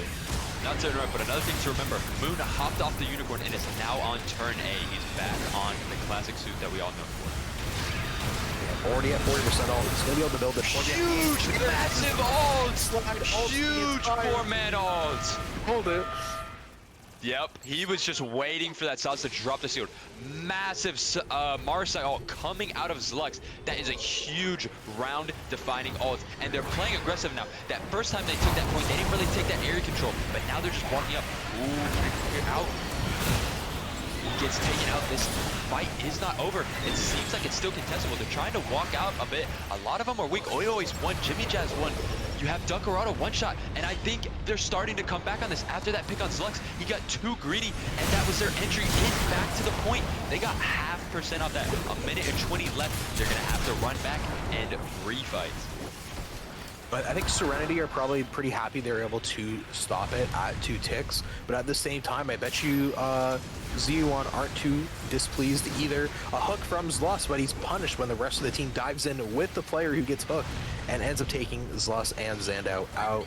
A res for Zlus, but Zandow not as fortunate. Meanwhile, we're looking here, turn A's at 80% ult charge. I think Serenity are going to be trying to build that turn A in time for this last push from Z1. On the other side, Jimmy Jazz has punch ready. Maybe he's going to hold it for a turn A, or maybe he's just going to use it to try and get a kill. We're going to have to wait and see. The choke already being kind of given up by Serenity. Z1 taking this space as they're going to try and make it onto this point push. We see Zlus coming around from the other side, from the underground, getting a hook on Smoothie King that Sandow finishes off. Serenity are going to be trying to hold this point, but Sandow goes down in the meantime to JK. Yeah, this fight's gonna go crazy. A lot of ults coming online. You have Duckarado on the ult, J-Kid on the ult, Johnny Fire on the ult, RX move popping the turn A ult, trying to run over, and I think that's honestly it. They didn't really, yeah, that's really it. They were kind of already staggered, split, and by the time all the ults came online, it just secured that win. Yeah, I think Z1, the fight kind of ended for them before it began.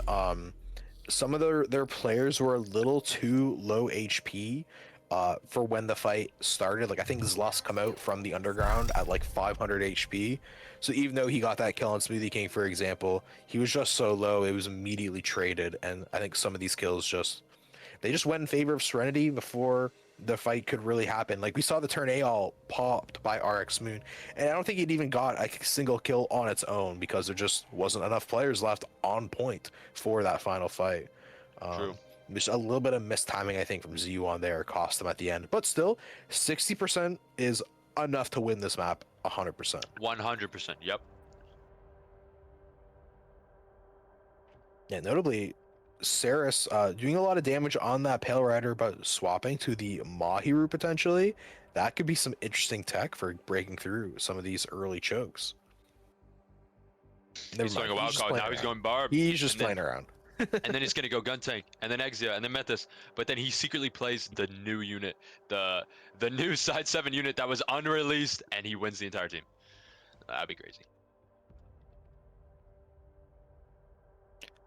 On the other side, we're seeing the exact same comp from Z1. They believe in their game plan, which, you know, you like to see.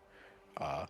And then depending on what Saris actually ends up playing, the rest of his team has stuck to the original comp. Yeah, both teams not defending this first choke, offering up to instead go and just defend the first point. We're seeing a lot of teams start to play this point instead of this first choke. It's being adopted by quite a lot of teams. Yeah, I think it's similar to Flak 4, right? It's being played in a similar way where you just kind of give the early space. A pick on RX being early, but Johnny does res it, but Johnny goes down as well, but in a very safe position, so he's going to get res as well. I want to see the health pack come out from the Pale Rider, and there it is for his team. They were all pretty low. But yeah, they're going to be trying a breaking through this chokehold now. J-Kid notably going for the high ground as the Zaku melee, but all the kills going in favor of Serenity. I think this choke has been broken. Yep, 100%. They just never really had that height to begin with, and Serenity is just able to walk up in that top right, suffocate them out with the Z2M, and then take the height and just converge on the entire point. Yeah, some good play from Serenity to break through that. Another pick going in the way of Moon. Notably important that Moon builds his ult as fast as possible. If you're playing the turn A, that's the goal, but Saris does go down on the push. But it's no big deal because the point still goes their way. 5-minute defense for 65%. There's gonna have to be some crazy fights and some crazy holds for this to win on the side of Xeon, especially against a team. But they do have a Marsite and an Ashe to get. We'll see how the fight goes. Both teams. And the part for all right now, we have Oyoy on 96%. Nothing really on that side. Maybe aside from Jazz, Oyoy has the ult. And on the side of Serenity, close. You got about 3 people close to 70%. So once this fight kind of goes, we'll see. Oyoy popping ult, nothing really happening. Just I guess popping for some crowd control. But yeah, I think popped a little early on Oyoy, a little bit of a mistake. Serenity took advantage of that. They just LOS'd his ult, gave him some time, and they thought, okay, no Pale Rider ult, well, you can just ignore it. Going next, JK charges in a Sandow and takes him out almost single-handedly. And that's a pick for the side of Serenity and a lot of space taken. And Moon with a grab on Oyoy. This is looking like Serenity are starting to take the win in this fight. Yeah, they're playing kind of passive because they still know there's 4 people left, and they know Jimmy Jazz have that ult. They don't want to run up and ruin this chance that they have. Jimmy Jazz from behind without them even knowing, massive 2K, and J-Kit, on the other hand, though, is able to come back. He gets a pick on the Z2M, but I don't know, he's kind of separated a little bit. He's pointing off the Dom Trooper, but is it enough to really win this fight and retake the winning side that they had? I don't think it is. I think Xeon kind of countered that, and they didn't really pop any ults at all. They just popped. I mean, of course they had that the Hades, Ash punch. but yeah, they just popped the Ash punch. That's really it. Yeah, the Ash punch from Jimmy Jazz did a great job of destroying this push, but no punch means no counter for the turn A ult. And it's going to come in and that's get out. a ton of value. That's Huge 3K, especially on the people too. They took out the Marsite, they took out the Pale, and the Hyperion. All people who were pretty close to ults. Decorado tries popping the Dom Trooper, screaming to miss, but it doesn't really do anything. I don't know if they're able to come back on this, honestly. They just wasted the Dom Trooper. They have a Hyperion. He's going to grab one, but he gets taken out instantly. Sandow trying to hold, but he gets taken out by J-Kit, and they just can't converge on this point, and they lose it. Yeah, map 1 in favor of Serenity. That was a pretty great showing from them. We saw some good usage of their ultimates there. I do think they were kind of waiting for that Ash punch, and once they saw that Ash punch used, they were like, all right, it's a go on the turn A ult, and with that turn A ult, they were just able to secure the win, so just well played. Yep. Yeah, just both sides playing well, but Serenity being able to use their weaknesses as a strength, right? That Oyoy popped the ult, they instantly disperse, run away. They know Oyoy doesn't have that ult anymore, so they like, guys, we can just walk up. We don't have to deal with a Pale popping.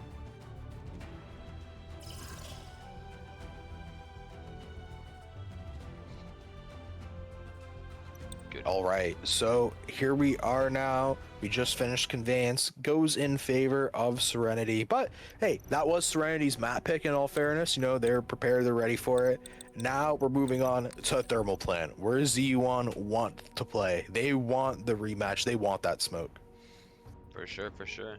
I think they showed a good showing, honestly. Even though they lost that large Conveyance, there might have been a little bit of micro issues. They still looked pretty good, honestly. And I think coming into Thermal, I mean, we saw from the previous match that they had against Gu Gang, right? We were talking about how that loss to Serenity is gonna light that fire on them. Honestly, this might do the exact same thing. They lose that first one and they lock in, and they're basically like, yo, we lost it. Let's get a clear mind, reset, and let's go. And from what we've seen so far, that's how they play. And I think on this Thermal, they want that revenge. They want to come back, and I think they can.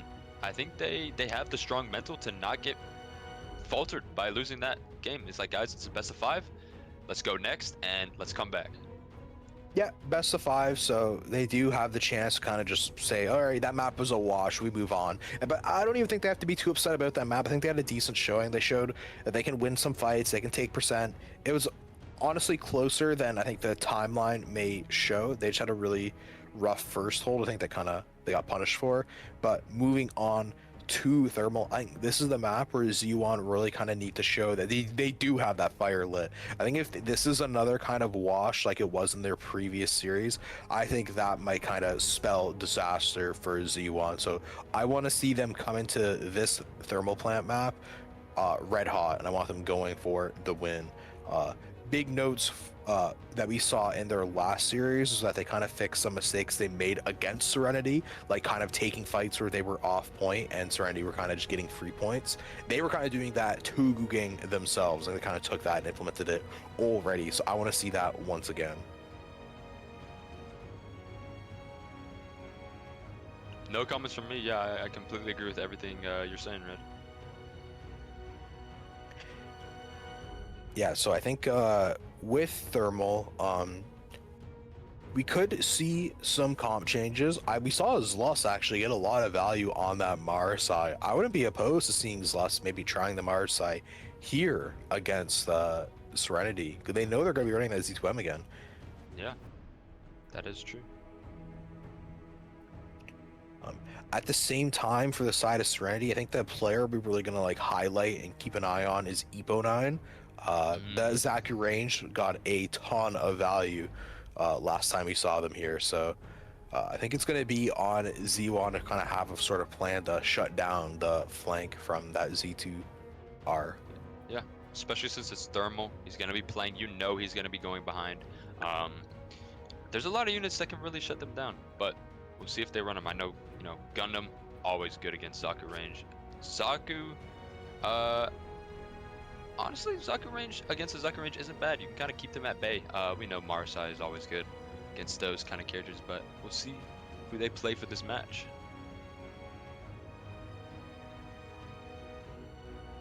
Yeah. One thing I don't expect to change is I expect to see J-Kit on that Zaku melee, and I expect to see Sandow and Smoothie King both on their iconic Sosby suits. Then we load up and they're both Exia.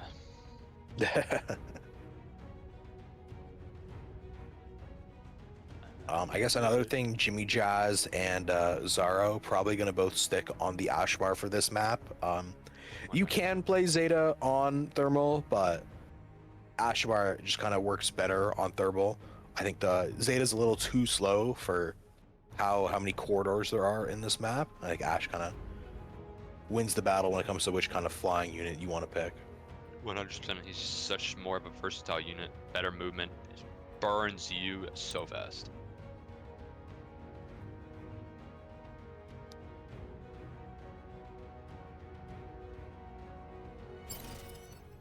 This is a domination mission.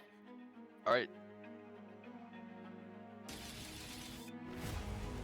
All right, and we are back into it. Thermal plant is beginning. We are seeing the unified gun tanks, the standing tall Zaku melees. We are ready for thermal plant. And we're gonna get right into it. See what kind of comps these people have cooked up in the meantime. In between their last match, have they made any change ups? We're about to see. And Cass immediately picking gun tank. Is Lux on the Susan? We haven't seen that one. Ooh. Notably, Smoothie King's been subbed out. No Sazabi. They're going all in on that Zaku melee tank.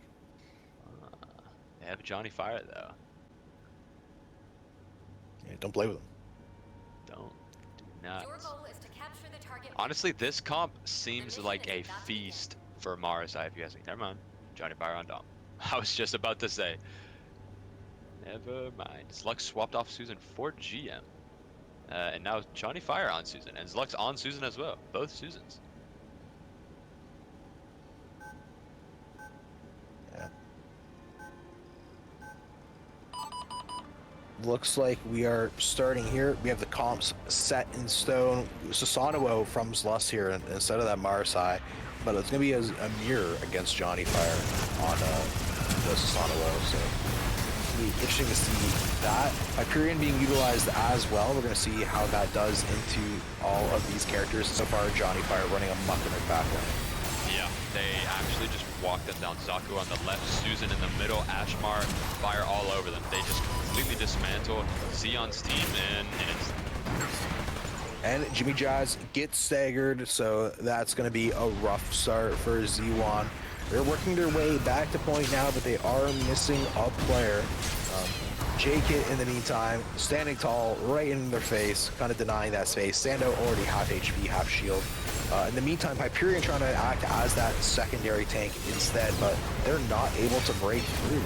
And in the meantime here, Moon is just getting a lot of cleave shots that are going to be building his ult charge and doing a lot of damage. Yeah, they're just walking on them right now. They throw the Ashfire, get one pick, and then they just converge. They're playing very aggressive on it. Not even giving Xeon freedom to really do anything. Very suffocating team they are playing against right now. Yeah, Xando already put down to low HP, forced to fall back and grab the health back. Meanwhile, C Point is still active, and Serenity are set up on B high ground. That's how proactive this team is.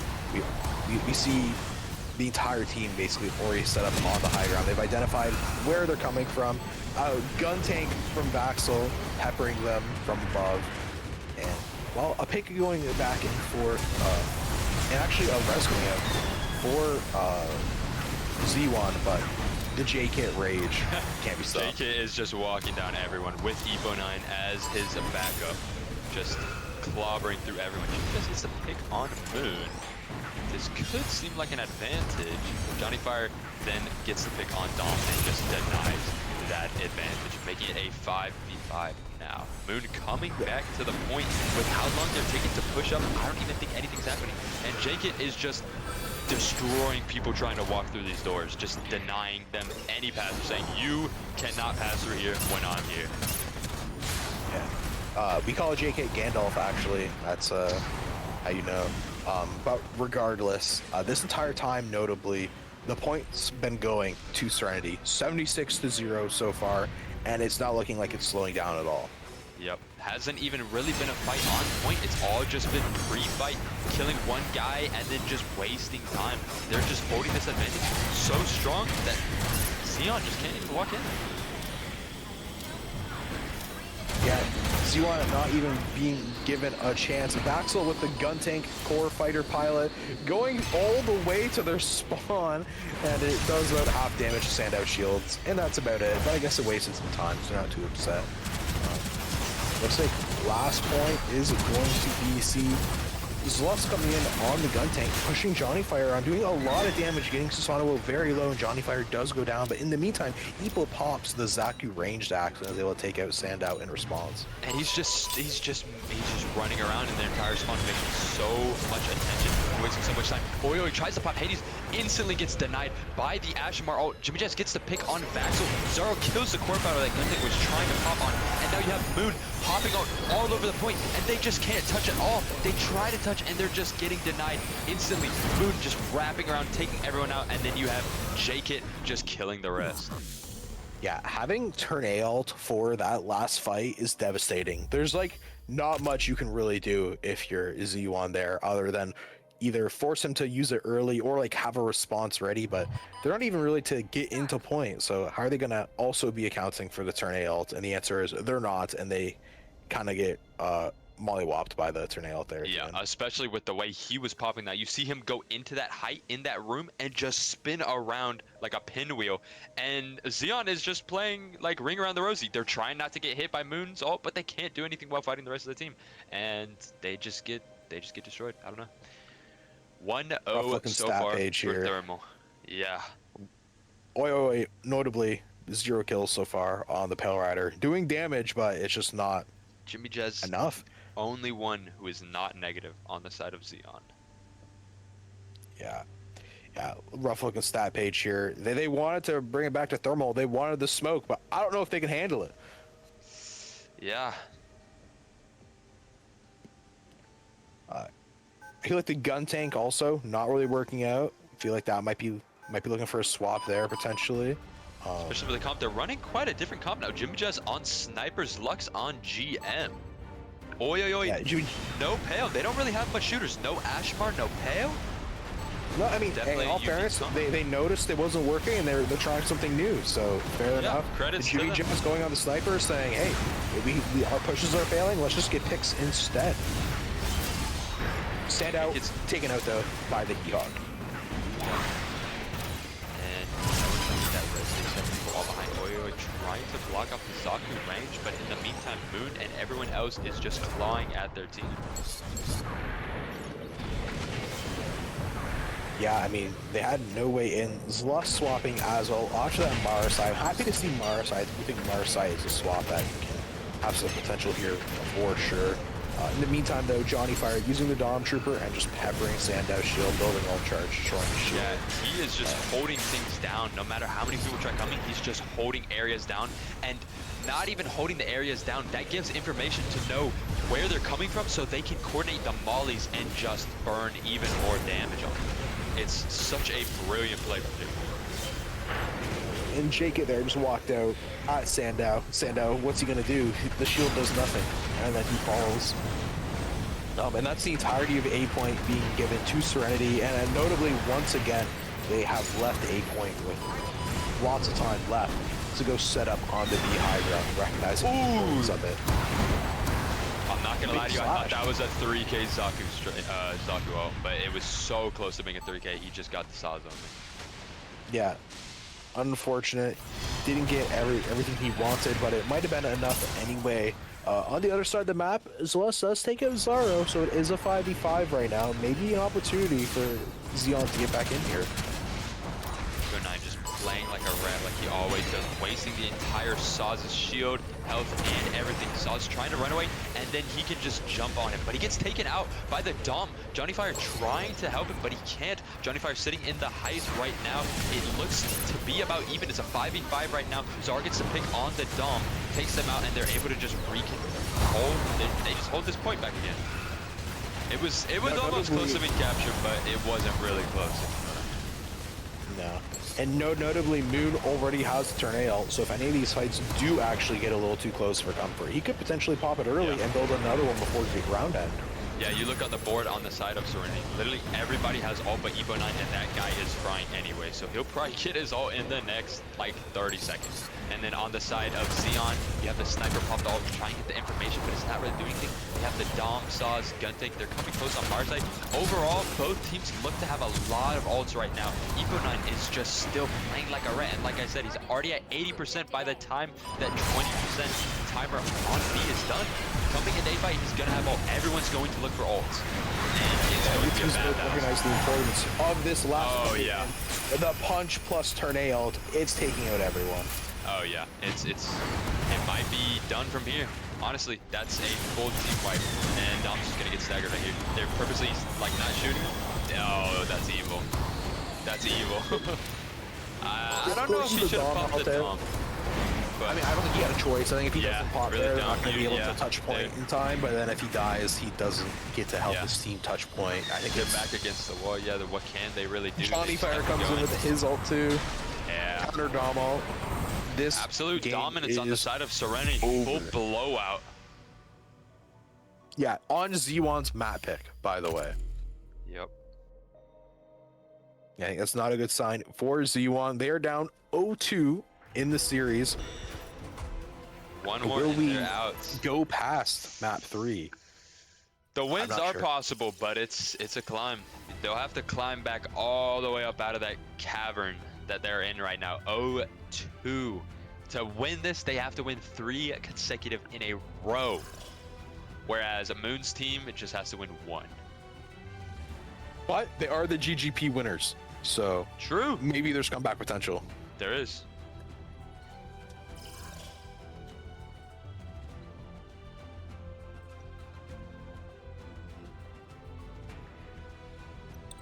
I really do think we're seeing a lot of value here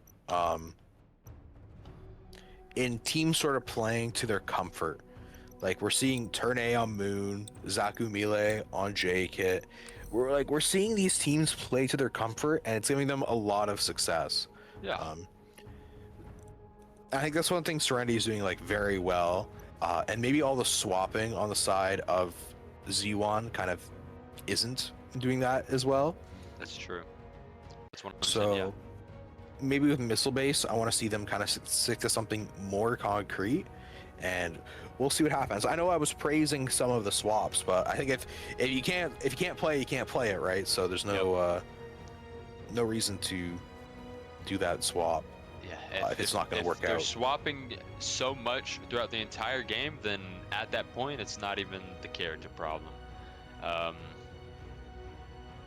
Yeah, they're swapping a lot to try and see if they can counter stuff, but they can't find the solution on why they are just getting full health. And I think in the way Serenity is playing, I don't think it's a character problem, honestly.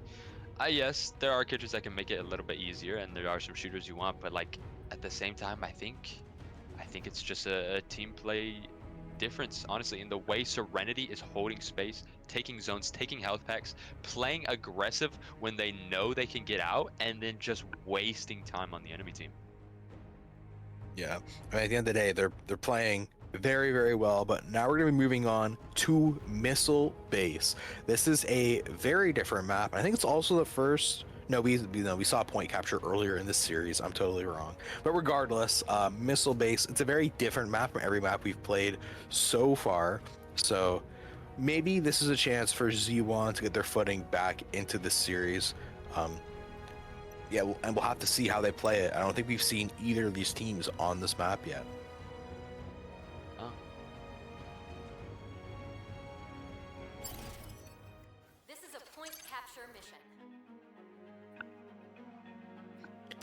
Alrighty, Missile Base is here. We see the United Gun Tanks. They're not losing their power on the side of Z1. And meanwhile, Zaku Mile is on the side of Serenity. I think a little bit of a hint as to what they're going to be continuing to play. Yeah, we definitely know J-Kit is 100% going to be playing his world-renowned Pale Rider. Everybody knows him for his Pale Rider. J-Kit is an absolute Pale Rider player, so we definitely know he's going to be playing Pale Rider for sure on J-Kit. Yeah, and as you can see, J-Kit has locked in that Pale Rider on the side of Serenity. Looking over towards the side of Z1, we are going to see Oi bring out the Turn A here on Missile Base. We're seeing Cass back on that Gun Tank, Jimmy Jazz on the Ashamar. Notably, we are seeing Zlus on an Exia and Rovas on the Mahiru. Mahiru, great pick on this map if you know the angles. Looks like they're swapping though, so maybe not. We've got some moving wires. Very, very interesting swaying moving wires, which I've never I've never noticed this from the beginning. Why is it swaying? Okay. This is why your frame rate dips on certain maps. There's all this just random moving crap you've never seen. Unlucky. Never but seen that in my entire regardless- life of playing Gundam Evolution. First time. Rovas ended up staying on or going to Dynamis now, and they have Oi on Mahiru. Very unique comp. Oh, never mind. Rovas is now a unicorn. I think he might need. I don't know. They're playing something. They're just trying something now at this point. They keep swapping. They're trying to figure out a solution to what happened last map, and I can't blame them. There's less on that Exia. They think they have the plan, and they're gonna go right in, take a lot of damage, and get right back out before they die, though. So that's pretty good. Smoothie King notably down his shield already, so maybe that's a chance for Jimmy Z1 hits to the get in. headshot on Ashmar, but then Ashmar gets res. Cass grabs the res on Exia. Both teams are still alive right now. Saris is pretty weak on the side of Serenity. A lot of them are weak. J-Kit is close to Rage. He's running out. Sando is just running them down right now. Gets the pick on the Pale Rider. Gets taken out by the Unicorn, but a lot of the rest of the team is just fighting down right now. And Jimmy hits some shots. Gets the pick on the Unicorn, and he previously got that pick on the Ash that got got res. Fights still haven't really happened right now. And everything's like kind of, it looks like a dominance, but you look at the people alive, it's a 5v6. Nothing crazy in terms of people dropping. It's just 1 or 2 picks every now and then. Cass is down. Oi come back. It's now a 4v6 right now. Jimmy just trying to hit a shot on the sniper. RX Moon on the left side, and Selux gets taken out. He is out of position right now. Sando and the rest of the team have to back out. Sando gets taken out on Dom, and I don't know if they can res that. They're already walking up. Zaro gets the pick, and they're retaking control of this height on the first choke. Yeah, it was a great grab by Moon on Slus, the Exia there, to kind of get his team back to take this space, get some picks. Jimmy Jazz was still pretty deep there on that side of the map, and he ends up getting staggered for it. Meanwhile, Rove goes down at the front as Unicorn, as does Cass, and that's the end of this fight for now. Zaro is just taking out everyone right now, 1 by 1. And Oi is about to get taken out right now if he does not hide and grab some health. But he's playing for the health. We're going to see some Mahiru angles here, trying to get these people off of this height. This is the big strength of Mahiru, but instead he's feeding the Zaku melee rage. Just still holding. I think they're just trying to build ult for something, but unironically, they don't have many shooters when it comes to it. You have Moon running through the top gap, popping an ult, and they get a massive 4K to clean up with the rest of the picks on Xeon, and then they just take out Oi, who pushed up a bit too far. That is a massive ult out of Serenity, and you look at their ult econ, they just popped 1, they still have 5 more ults. Oi swapping to Z2M, and the ults they really have aren't too crazy. They don't have many shooter ults when it comes to looking at their team comp. Nice shot by Jimmy Jazz, takes out the Pill Rider. That's a huge pick, and they are very close to Dom Trooper. Gets the shot on the Z2M, and they're starting to push up. Rova has the Unicorn and hits the enemy Unicorn. Smoothie sitting in this corner with his ult, getting thrown around by Cass, but J-Kit is going to run through the entire team in the back while everyone is focused on Smoothie King, and wipes the floor with the entire team. That is a whole team wipe by J-Kit.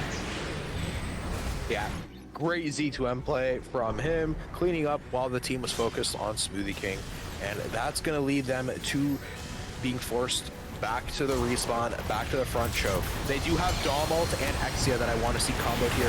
Fast Exia maybe can be what they need to break through this choke.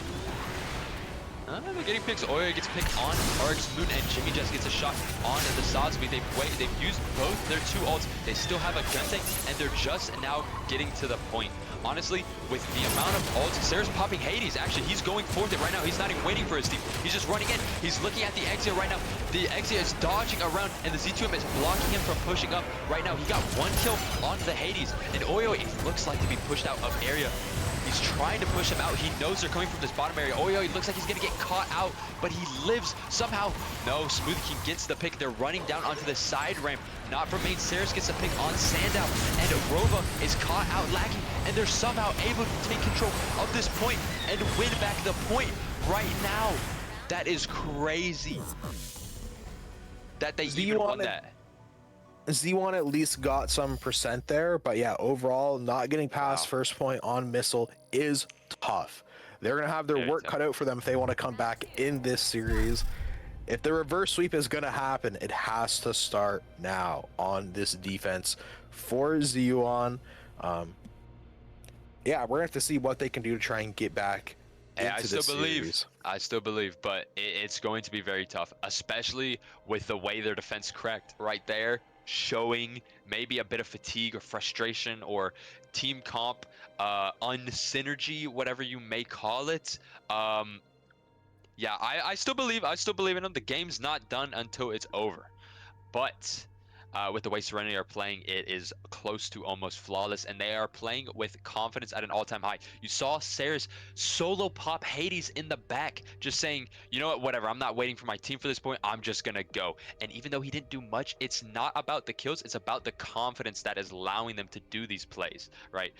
Xeon is on the back of the wall right now against the wall fighting, and Serenity is just playing with full confidence. They're just popping ults to pop because they know they can do it. They know they can get away with this, and we'll have to see what Xeon can do in this defense right here, but it's going to be difficult.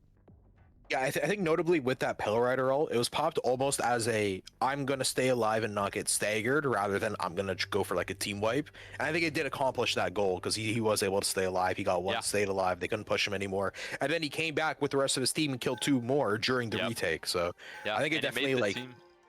it made sense. Oh yeah, But for sure. overall, we're gonna see what they can do on defense, what Z1 can do. Oi, oi, oi, on the Sonowo now. Going for a pretty big cleave, already at 18% ult charge. Wow. I mean, playing very aggressive. Serenity team is just running through them right now. Jimmy Jazz is trying to get a height advantage on the Maharu play right now. That was a good pick on RX Moon, but Ibonak gets a pick on their gun tank, and Jimmy Jazz is gonna have to back up because right side is being pushed right now. Sandow is one shot trying to run away and just get back. JK gets the pick on gun tank. Right now it's looking like a 6v4 because the people who are alive are still coming back to the points. Oyo is one shot and they have to give. They have this entire height control, and now Serenity can kind of just do whatever they want on this side. They have height, they have left and right, and they can kind of just wait, and they're pushing down onto the point. Now they're catching Oyo. He's lacking. Massive turn A grab onto Oyo. He gets caught out of nowhere, and now they're just completely overrunning this point area right now. Slumps is trying to hold, but he just gets taken out by the Z2M. They're just holding this so hard. Z2M is just running through everyone right now. He's getting the pick on the gun tank, the Dom, the GM. Yeah, he's just running through everyone, and that's the final kill. And that will be a GG for this final map. 3-0 on the side of Serenity in this best of 5. And that is the series. Well played to Serenity and good try from Z1, but that will be Serenity now. Moving on to our Legends tournament that will be happening later in March. So congratulations to them. They take the 4th and final slot of that tournament, and a fantastic showing for them throughout the day. Just showing complete domination in the Rising Stars tournament.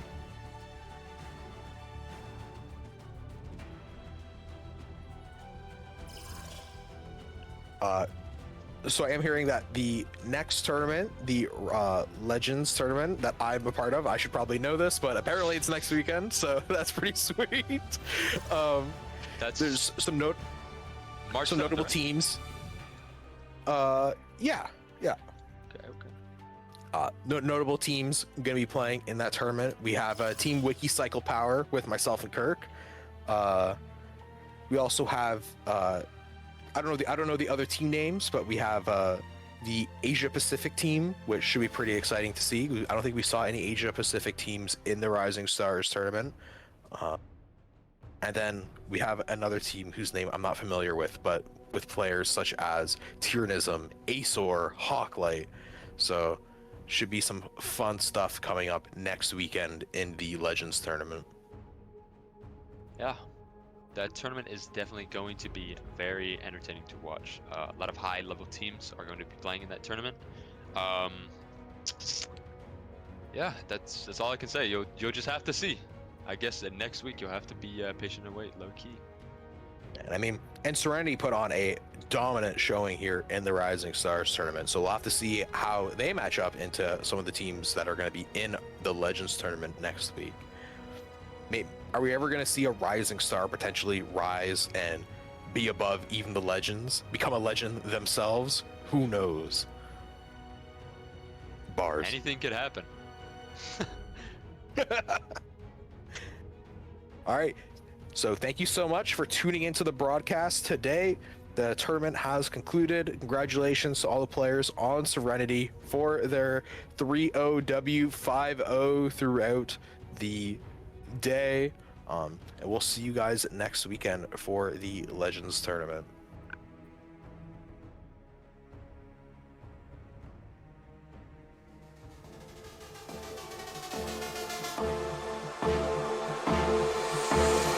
You got me feeling super new. When I close my eyes, I just see you. Let's take it slow, don't say we're through. Yeah, baby, hold on.